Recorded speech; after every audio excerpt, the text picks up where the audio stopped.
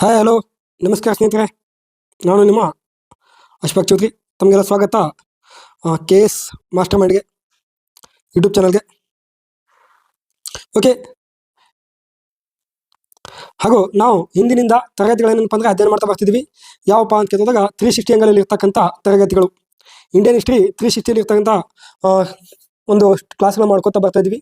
So ಅದರಲ್ಲಿ ಇದುವರೆಗೆ ಏನಪ್ಪ ಅಂದರೆ ಸುಮಾರು 39 ಕ್ವಶನ್ಸ್ಗಳು ಏನಾಗ್ಯಾವ ಕನ್ವರ್ಟ್ ಆಗ್ಯಾವೆ. ಒಂದು ಸ್ವಲ್ಪ ನೋಡಿದ್ವಿ ಅಂತಕ್ಕಂಥದ್ದು, ರೈಟ್. ಹಾಗಾದ್ರೆ ಗೊತ್ತಿರಬೇಕು. ಇಲ್ಲಿ ನೋಡಿ, 360 ಆ್ಯಂಗಲಲ್ಲಿ ಕ್ಲಾಸನ್ನು ಮಾಡ್ತಾ ಇದ್ವಿ ಅಂತಕ್ಕಂಥದ್ದು. ತಮಗೆಲ್ಲ ಸ್ವಾಗತ ಇಲ್ಲಿ. ಹಾಗೂ ಇನ್ನೊಂದು ಗೊತ್ತಿರಬೇಕು, ಈ ಯೂಟ್ಯೂಬ್ ಚಾನಲ್ಗೆ ನೀವೆಲ್ಲ ಸಬ್ಸ್ಕ್ರೈಬ್ ಕೂಡ ಮಾಡ್ಕೋಬೇಕು, ಮತ್ತೆ ಏನಪ್ಪ ಅಂದರೆ ಲೈಕ್ ಮಾಡ್ಕೋಬೇಕು. ಹಾಗೂ ಮತ್ತೆ ಇದನ್ನು ಹೆಚ್ಚೆಚ್ಚಾಗಿ ಏನಪ್ಪ ನಿಮ್ಮ ಸ್ನೇಹಿತರಿಗೆ ಏನು ಮಾಡಬೇಕು, ಶೇರ್ನು ಕೂಡ ಮಾಡ್ಕೋಬೇಕು ಅಂತೇಳಿ ಕೇಳ್ಕೊತಾ ಇದ್ದೀನಿ. ಓಕೆ, ಹಾಗಾದರೆ ಬನ್ನಿ ಡೈರೆಕ್ಟಾಗಿ ಏನಪ್ಪ ಅಂದರೆ ನೇರವಾಗಿ ಕ್ವಶನ್ಗೆ ಹೋಗೋಣ. ಓಕೆ, ನೋಡ್ರಿ ಇಲ್ಲಿ ಕ್ವಶನ್ ಕೊಟ್ಟಿದ್ದಾರೆ ನೋಡ್ರಿ. ಈ ಕೆಳಗಿನವುಗಳಲ್ಲಿ ಯಾವುದಕ್ಕೆ ಜಾತಕಗಳು ಸಂಬಂಧಿಸಿವೆ ಅಂತ ಹೇಳ್ತಾರೆ ನೋಡ್ರಿ. ಇದು ಯಾವ ಕಾಲದಪ್ಪ ಅಂತ ಕೇಳಿದಾಗ ಗೊತ್ತಿರಲಿ. ಜಾತಕಗಳು ಅಂತ ಬಂದಾಗ ಏನಪ್ಪ ಅಂದರೆ ಇಲ್ಲಿ ಬುದ್ಧನ ಬಗ್ಗೆ ಏನಪ್ಪ ಅಂದರೆ ಮಾಹಿತಿಯನ್ನು ನೀಡ್ತವೆ. ಹೇಳ್ರಿ, ಯಾರ ಬಗ್ಗೆ ಅಂತ ಕೇಳಿದ್ರೆ ಬುದ್ಧನ ಬಗ್ಗೆ ಏನಪ್ಪ ಅಂದರೆ ಮಾಹಿತಿಯನ್ನು ನೀಡುತ್ತವೆ ಅಂತಕ್ಕಂಥದ್ದು. ಹೇಳ್ರಿ, ಸೊ ಆಪ್ಷನ್ಸ್ ಏನು ಕೊಟ್ಟಾರೆ ನೋಡಪ್ಪ ಅಂತ ಕೇಳಿದಾಗ, ಒಂದು ಕೊಟ್ಟಾರೆ ಬುದ್ಧನ ಜೀವನದ ಬಗ್ಗೆ ಕೊಟ್ಟಾರೆ. ಸೊ ಎರಡನೇದಾಗಿ ಏನು ಕೊಟ್ಟಾರ ಅಂತ ಕೇಳಿದಾಗ ಬೌದ್ಧ ಧರ್ಮದ ಮಹಾನ್ ಸಂತರು ಅಂತೇಳಿ ಈ ರೀತಿ ಕೊಟ್ಟಿದ್ದಾರೆ. ಸೊ ಮೂರನೇ ಆಪ್ಷನ್ಸ್ ಏನು ಕೊಟ್ಟಾರ ಅಂತ ಕೇಳಿದಾಗ ಭವಿಷ್ಯದ ಬುದ್ಧರ ಜೀವನದ ಬಗ್ಗೆ. ನಾಲ್ಕನೇದು ಅಂತ ಬಂದ್ರೆ ಬುದ್ಧನ ಹಿಂದಿನ ಜೀವನದ ಬಗ್ಗೆ.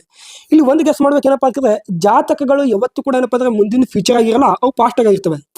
ಅಂದ್ರೆ ಹಿಂದಾಗಿರ್ತಕ್ಕಂಥ ಘಟನೆಗಳ ಮೇಲೆ ಏನಪ್ಪ ಅಂದ್ರೆ ಜಾತಕಗಳಿರ್ತವೆ, ಇನ್ನು ಮುಂದಾಗುವಂಥದ್ದಲ್ಲ.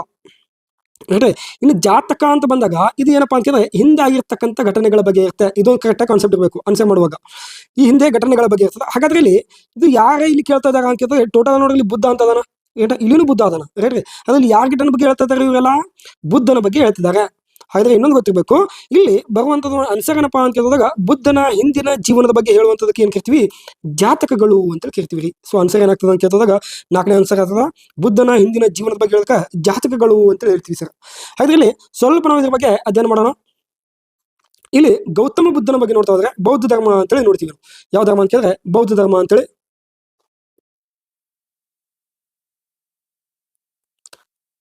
ಓಕೆ ನೋಡಿ, ಬೌದ್ಧ ಧರ್ಮ ಅಂತೇಳಿ ನೋಡ್ತೀವಿ. ಸೊ ಈ ಧರ್ಮಗಳು ಯಾವಾಗ ಹುಟ್ಟುಕೊಂಡ್ವು ಅಂತ ಕೇಳಿದಾಗ, ಧರ್ಮಗಳು ಏನಪ್ಪಾ ಅಂದ್ರೆ ವೇದಗಳ ಕಾಲದಲ್ಲಿ ಏನಪ್ಪಾ ಅಂದ್ರೆ ಬ್ರಾಹ್ಮಣರ ಅನಿಷ್ಟ ಪದ್ಧತಿಗಳು ಏನಾಗಿತ್ತು, ಅತಿ ಹೆಚ್ಚಾಗಿ ಬೆಳೆದಿದ್ದು. ಅನಿಷ್ಟ ಪದ್ಧತಿಗಳು ಏನಾಗಿಯೋ ಅತಿ ಹೆಚ್ಚಾಗಿ ಬೆಳೆದಿದ್ದು. ಅದಕ್ಕಾಗಿ ಅವಾಗ ಬೆಳೆದಿರ್ತಕ್ಕಂಥ ಧರ್ಮಗಳು ಅಂತ ಬಂದವಾಗ ಅವಾಗ ಇರ್ತಕ್ಕಂಥದ್ದು ಏನಪ್ಪ ಅಂದ್ರೆ ಜೈನ ಧರ್ಮ ಆಗಿರ್ಬೋದು ಮತ್ತು ಬೌದ್ಧ ಧರ್ಮ ಆಗಿರ್ಬೋದು. ಈ ಧರ್ಮದಲ್ಲಿ ಭಾರತ ದೇಶದಲ್ಲಿ ಬೆಳೆದಿರ್ತಕ್ಕಂಥದ್ದು. ಇಲ್ಲಿ ಅದೇ ಆಯ್ತಪ್ಪ ಅಂದ್ರೆ ಬೇರೆ ಕಡೆ ಲಾವೋಸಿ ಧರ್ಮ ಆಗಿರ್ಬೋದು, ಜೊರಾಸ್ಟ್ರಿಯನ್ ಧರ್ಮ ಆಗಿರ್ಬೋದು, ಇಡೀ ಜಗತ್ತಿನಲ್ಲಿ ಕೂಡ ಧರ್ಮಗಳು ಬೆಳೆದವು. ಆದ್ರೆ ಭಾರತದಲ್ಲಿ ಬೆಳೆದಿರ್ತಕ್ಕಂಥ ಧರ್ಮಗಳು ಯಾವ ಅಂತ ಕೇಳಿದ್ರೆ ಎರಡು ಧರ್ಮಗಳು ಅಂತ ಹೇಳ್ತೀವಿ. ಅದು ಯಾವುದು ಅಂತ ಕೇಳಿದ್ರೆ ಜೈನ, ಇನ್ನೊಂದು ಬೌದ್ಧ ಧರ್ಮ ಅಂತ ಹೇಳ್ತೀವಿ. ಸೊ ಬೌದ್ಧ ಧರ್ಮದ ಸ್ಥಾಪಕ ಅಂತ ಬಂದಾಗ ನಿಮ್ಗೆಲ್ಲ ಗೊತ್ತಿರಬೇಕು, ಯಾಕಪ್ಪ ಅಂತ ಕೇಳಿದ್ರೆ ಗೌತಮ ಬುದ್ಧ ಅಂತ ಹೇಳ್ತೀವಿ ಸರ್. ಯಾವ ಬುದ್ಧ ಅಂತ ಕೇಳಿದ್ರೆ ಗೌತಮ ಬುದ್ಧ ಅಂತ ಹೇಳ್ತೀವಿ. ಓಕೆ, ಒಂದ್ ಕಡೆ ಹೇಳ್ತಾರೆ ಇತಿಹಾಸಕಾರರು, ಏನಾದರೂ ಗೌತಮ ಬುದ್ಧ ಸನ್ಯಾಸಿ ಆಗದಿದ್ದರೆ ಇಲ್ಲಿರ್ತಕ್ಕಂಥ ಶುದ್ಧೋಧನ ಹೆಸರು ಯಾರು ಕೂಡ ಗುರುತಿರಲಿಲ್ಲ ಅಂತ ಹೇಳ್ತಾರೆ. ಶುದ್ಧೋಧನ. ಸೊ ಶುದ್ಧೋಧನ ಯಾರು ಅಂತ ಕೇಳಿದ್ರೆ ಗೌತಮ ಬುದ್ಧ ಅವರ ತಂದೆ. ನಿಮ್ಗೆಲ್ಲ ಗೊತ್ತೈತಿ, ಶುದ್ಧೋಧನ ಅಂದ್ರೆ ಗೌತಮ ಬುದ್ಧ ಅವರ ತಂದೆ. ಒಂದ್ ವೇಳೆ ಬುದ್ಧ ಏನಾದರೂ ಸನ್ಯಾಸಿ ಆಗಿತ್ತಿಲ್ಲಪ್ಪ ಅಂದ್ರೆ ಶುದ್ಧೋಧನ ಅನ್ನೋದು ಗೊತ್ತಾಗಿರ್ಲಿಲ್ಲ. ಓಕೆನಾ. ಇನ್ನು ಸನ್ಯಾಸಿ ಆಗಿದ್ದಕ್ಕೆ ಶುದ್ಧೋಧನ ಅಂತ ಗೊತ್ತಾಯ್ತು ಅಂತೇಳಿ ಒಂದಿಷ್ಟು ಇತಿಹಾಸಕಾರ ಹೇಳ್ತಾರೆ. ಅದನ್ನು ಕೂಡ ಮುಂದೆ ಒಂದಿಷ್ಟು ಕ್ವಶನ್ ಆಗ್ಬೋದು ಅಂತ. ಹಾಗಾದ್ರೆ ಇಲ್ಲಿ ಗೌತಮ ಬುದ್ಧನ ಒಂದು ಮೂಲ ಹೆಸರು ಅಂತ ಬಂದಾಗ ಸಿದ್ಧಾರ್ಥ ಅಂತ ನೋಡ್ತೀವಿ ಸರ್. ಏನ್ ನೋಡ್ತೀವಿ ಅಂತ ಕೇಳಿದ್ರೆ ಸಿದ್ಧಾರ್ಥ ಅಂತ ನೋಡ್ತೀವಿ. ಗೌತಮ ಬುದ್ಧನ ಮೂಲ ಹೆಸರಪ್ಪ ಅಂತ ಕೇಳಿದಾಗ ಸಿದ್ಧಾರ್ಥ ಅಂತ ನೋಡ್ತೀವಿ. ಹಾಗಾದ್ರೆ ಗೊತ್ತಿರಬೇಕು, ತಾಯಿ ಅಂತ ಬಂದಾಗ ಮಾಯಾದೇವಿ ಅಂತ ಇರ್ತಾರೆ. ತಾಯಿ ಯಾರಪ್ಪ ಅಂತ ಕೇಳಿದಾಗ ಮಾಯಾದೇವಿ ಅಂತ ಇರ್ತಾರೆ. ತಾಯಿ ಮಾಯಾದೇವಿ ಅಂತ ಇರ್ತಾರೆ. ಹಾಗಾದ್ರೆ ಇಲ್ಲಿ ಗೊತ್ತಿರಬೇಕು, ಈತನ ಒಂದು ಹೆಂಡತಿ ಕೂಡ ಇರ್ತಾರೆ. ಹೆಂಡತಿ ಯಾರಪ್ಪ ಅಂತ ಕೇಳಿದಾಗ ಯಶೋಧರ ಅಂತೇಳಿ ಗೊತ್ತಿರಬೇಕು. ಹೆಂಡತಿ ಯಾರಪ್ಪ ಅಂತ ಕೇಳಿದ್ರೆ ಯಶೋಧರ. ಹೆಂಡತಿ ಯಾರು ಅಂತ ಕೇಳಿದ್ರೆ ಯಶೋಧರ. ಇನ್ನು ಜೈನ ಧರ್ಮದ ಮಹಾವೀರನ ಮುಂದೆ ಒಂದು ಹೆಂಡತಿ ಬರ್ತಾರೆ ಯಶೋಧ. ಓಕೆನಾ. ಇಲ್ಲಿ ಯಶೋಧರ ಇದು ಗೊತ್ತಿರಬೇಕು, ರೈಟಾ. ಇಲ್ಲಿ ಇವನಿಗೊಬ್ಬ ಮಗ ಇರ್ತಾನೆ. ಸೊ ಮಗ ಯಾರಪ್ಪ ಅಂತ ಕೇಳಿದಾಗ ರಾಹುಲ್ ಅಂತ ಹೇಳ್ತಾವ್ರಿ. ರಾಹುಲ್ ಅಂತ ಹೇಳ್ತದ್ದು. ಸೊ ರಾಹುಲ್ ಅಂದ್ರೆ ತೊಡಕು ಅಂತ ಅರ್ಥ. ತೊಡಕು ಅಂದ್ರೆ ಬಂಧನ. ಕ್ಲಿಯರ್. ಈ ರೀತಿ ಏನಪ್ಪ ಮಗ ಇರ್ತಾನ. ಸೊ ನೆಕ್ಸ್ಟ್ ಏನಪ್ಪಾ ಅಂತ ಕೇಳಿದಾಗ ಓಕೆ, ಈತನಿಗೊಬ್ಬ ಸೇವಕ ಇರ್ತಾನೆ. ಸೇವಕ ಯಾರಪ್ಪ ಅಂತ ಕೇಳಿದಾಗ ಸೇವಕ ಚೆನ್ನ ಅಂತ ಆತನ. ಸೇವಕ ಯಾರು ಅಂತ ಕೇಳಿದ್ರೆ ಸೇವಕ ಚೆನ್ನ ಅಂತ ಇರ್ತಾನ. ಸೊ ಕುದುರೆ ಬಂದ್ಬಿಟ್ಟು ಈತನಿಗೆ ಇರ್ತಕ್ಕಂಥ ಒಂದು ಕುದುರೆ ಬಂದ್ಬಿಟ್ಟು ಯಾವ್ದಪ್ಪ ಅಂತ ಕೇಳಿದ್ರೆ ಕುದುರೆ ಏನಿರ್ತದೆ ಅಂತ ಕಂತಕ ಅಂತ ಇರ್ತದೆ. ಕುದುರೆ ಏನು ಅಂತ ಕೇಳಿದ್ರೆ ಕಂತಕ ಅಂತ ಇರ್ತದೆ. ಈತ ಏನ್ ಮಾಡಿರ್ತಾನ ಅಂತ ಕೇಳಿದಾಗ ನಿಮ್ಗೆಲ್ಲ ಗೊತ್ತಿರ್ಬೋದು, ಹಿಂದ್ಗಡೆ ಬಗ್ಗೆ ಹೋಗೋದಾಗಿನಪ್ಪ ಅಂದ್ರೆ ಒಂದಿಷ್ಟು ಶವಗಳನ್ನು ನೋಡ್ತಾನೆ, ಒಂದಿಷ್ಟು 4 ದೃಶ್ಯಗಳನ್ನು ನೋಡ್ತಾನೆ. ಏನ್ ನೋಡ್ತಾನೆ ಕೇಳಿದ್ರೆ ವೃದ್ಧ ಅಂತ ನೋಡ್ತಾನೆ, ಒಂದು ಗೊತ್ತಿರ್ಬೇಕು. ಸೊ ಎರಡನೇದೇನಪ್ಪ ಅಂತ ಕೇಳಿದ್ರೆ ಶವ ಅಂತ ನೋಡ್ತಾನ. ಮೂರನೇದೇನಪ್ಪ ಅಂದ್ರೆ ರೋಗಿ ಅಂತ ನೋಡ್ತಾನ, ಇದನ್ನು ಗೊತ್ತೈತಿ. ಸೊ 4ನೇದು ನೋಡ್ತಾನೆ ಕೇಳಿದ್ರೆ ಸನ್ಯಾಸಿಯನ್ನ ನೋಡ್ತಾನೆ ರೀ. ಸೊ ಅವ್ನಿಗೆ ಇಷ್ಟ ಆಗಿರ್ತಕ್ಕಂಥದ್ದು ಯಾವ್ದು ಅಂತ ಕೇಳಿದ್ರೆ ಸನ್ಯಾಸಿ ಅಂತ. ಇದನ್ನ ಯಾಕಾಯ್ತು ಇವೆಲ್ಲ ಏನದಾವ ಅಂತ ಕೇಳಿದ್ರೆ ನಿಮ್ಗೆ ಮುಂದೆ ಥಿಯರಿ ಕ್ಲಾಸ್ ಬಂದಾಗ ಅಲ್ಲಿ ಹೇಳಿರ್ತೀನಿ, ಓಕೆನಾ. ಅವನು ಈ ಸನ್ಯಾಸಿವನ್ನು ನೋಡ್ಕೊಂಡು ಏನ್ ಮಾಡ್ತಾನೆ ಕೇಳಿದ್ರೆ ಈ ಒಂದು ಇದರಿಂದ ಸಾಕಷ್ಟು ಏನಪ್ಪ ಸಂತೋಷ ಆಗ್ತಾನೆ. ಸಂತೋಷ ಆಗಿ ತನ್ನ ಮನೆಯನ್ನು ಏನ್ ಮಾಡ್ತಾನೆ ಕೇಳಿದ್ರೆ ಬಿಟ್ಟು ಹೊರಗಡೆ ಬಿಡ್ತಾನೆ. ಅದಕ್ಕೆ ಮಹಾಪರಿತ್ಯಾಗ ಅಂತ ಕೂಡ ಕರೀತಾರೆ. ರೆಡಿ, ಅದಕ್ಕೆ ಏನ್ ಕೇಳ್ತಾರ ಮಹಾಪರಿತ್ಯಾಗ ಅಂತ ಕೇಳ್ತಾರ. ಈ ಬೌದ್ಧ ಧರ್ಮ ಗೌತಮ ಬುದ್ಧ ಏನಪ್ಪ ಅಂದ್ರೆ ಹೊರಗಡೆ ಹೋಗಿರ್ತಾರೆ. ಹೋಗಿ ಸುಮಾರು 6 ವರ್ಷಗಳ ಕಾಲ ಏನ್ ಮಾಡ್ತಾನೆ ಅಲಿಮಾರಿ ಜೀವನ ನಡೆಸಿ ಏನ್ ಮಾಡ್ತಾನೆ ಒಂದು ದಿನ ಬೌದ್ಧ ಧರ್ಮ ಈತನು ಒಂದು ದಿನ ಬೌದ್ಧ ಸೃಷ್ಟಿ ಮಾಡ್ತಾನೆ. ಇನ್ನೊಂದು ಗೊತ್ತಿರಬೇಕು, ಈತನು ಭಿಕ್ಷೆಯನ್ನು ಪಡೆದುಕೊಂಡಿರ್ತದ ಯಾರಿಂದ ಕೇಳಿದ್ರೆ ಸುಜಾತ ಅಂತ ಇಲ್ಲಿಂದ ಭಿಕ್ಷೆಯನ್ನು ಪಡೆದುಕೊಂಡು ಒಂದು ಭಿಕ್ಷೆಯನ್ನು ಪಡೆದುಕೊಂಡು ಏನಂದ್ರೆ ಇಲ್ಲೊಂದು ಏನ್ ಮಾಡ್ತಾನೆ ಕೇಳಿದ್ರೆ ಒಂದು ಗಯಾದ ಮರದ ಕೆಳಗೆ ಈತನಿಗೆ ಜ್ಞಾನೋದಯವನ್ನು ಆಗ್ತದೆ ಅಂತ ಹೇಳ್ತಾರೆ. ಸೊ ಅವಾಗ ಏನಪ್ಪ ಈತನ ಬುದ್ಧ ಅಂತ ಆಗ್ತಾನೆ. ಸೊ ಬುದ್ಧ ಅಂದ್ರೆ ಏನಪ್ಪಾ ಅಂತ ಕೇಳಿದ್ರೆ ಬುದ್ಧ ಅಂದ್ರೆ ಜ್ಞಾನ ಎಂದರ್ಥ. ಈ ರೀತಿ ಏನಪ್ಪ ಗೌತಮ್ ಬುದ್ಧನಪ್ಪ ಮುಂದೆ ಬಂದಿರ್ತಾನೆ. ಇನ್ನಷ್ಟು ಮಾಹಿತಿ ಮುಂದೆ ಏನಪ್ಪ ಥಿಯರಿ ಮಾಡ್ಬೇಕಂದ್ರೆ ಅದನ್ನು ಸಂಪೂರ್ಣವಾಗಿ ಹೇಳ್ಕೊಡ್ತೀನಿ ನಾನು, ಕ್ಲಿಯರಾ. ಯಾಕಂದ್ರೆ ಇಲ್ಲಿ ಸುಜಾತ ಅಂತ ತೆಗೆದುಕೊಂಡಪ್ಪ ಅಂದ್ರೆ ಅಲ್ಲಿ ನಿರಂಜನ ಅಥವಾ ಒಂದು ನಿರಂಜನ ಎಂಬ ನದಿ ಹರಿತದ್ರಿ. ಆ ನದಿಯ ಒಂದು ದಡದಲ್ಲಿ ಏನ್ ಮಾಡ್ತಾನೆ ಅಂತಂದ್ರೆ ಈತನಿಗೆ ಜ್ಞಾನೋದಯ ಆಗ್ತದೆ ಅಂತಕ್ಕಂಥದ್ದು, ಓಕೆನಾ. ಈತನಿಗೆ ಜ್ಞಾನೋದಯ ಆದಾಗ ಬುದ್ಧ ಆಗಿರ್ತಾನೆ. ಸೊ ಬುದ್ಧ ಅಂದ್ರೆ ಏನಪ್ಪ ಅಂದ್ರೆ ಜ್ಞಾನ ಅಂತಕ್ಕಂಥದ್ದು ಗೌತಮ ಬುದ್ಧ ಅಂತೇಳಿ. ರೈಟಾ, ಓಕೆ. ಹಾಗಾದ್ರೆ ಗೊತ್ತಿರಬೇಕು ಮುಂದಿನ ಪದಕ ಈತನು ತನ್ನ ಶಿಷ್ಯರಿಗೆ ಏನ್ ಮಾಡ್ತಾನೆ ಕೇಳಿದ್ರೆ ಇಲ್ಲಿ ಸಾರಾನಾಥದಲ್ಲಿ ಏನ್ ಮಾಡ್ತಾನೆ ಮೊದಲ ಪ್ರವಚನವನ್ನು ನೀಡ್ತಾನೆ. ಇದು ಗೊತ್ತಿರಬೇಕು. ಸಾರಾನಾಥದಲ್ಲಿ ಮೊದಲ ಪ್ರವಚನ ನೀಡ್ತಾನ. ಈ ಮೊದಲ ಪ್ರವಚನದ ಒಂದು ಸಂಕೇತ ಏನಾಗಿತ್ತು ಅಂತ ಕೇಳಿದಾಗ ಗೊತ್ತಿರಬೇಕು. ಇದು ಸಂಕೇತ ಏನಪ್ಪ ಅಂದ್ರೆ ಧರ್ಮಚಕ್ರ ಆಗಿತ್ತು. ಯಾವ ಚಕ್ರ ಅಂತ ಕೇಳಿದ್ರೆ ಧರ್ಮಚಕ್ರ ಆಗಿತ್ತು.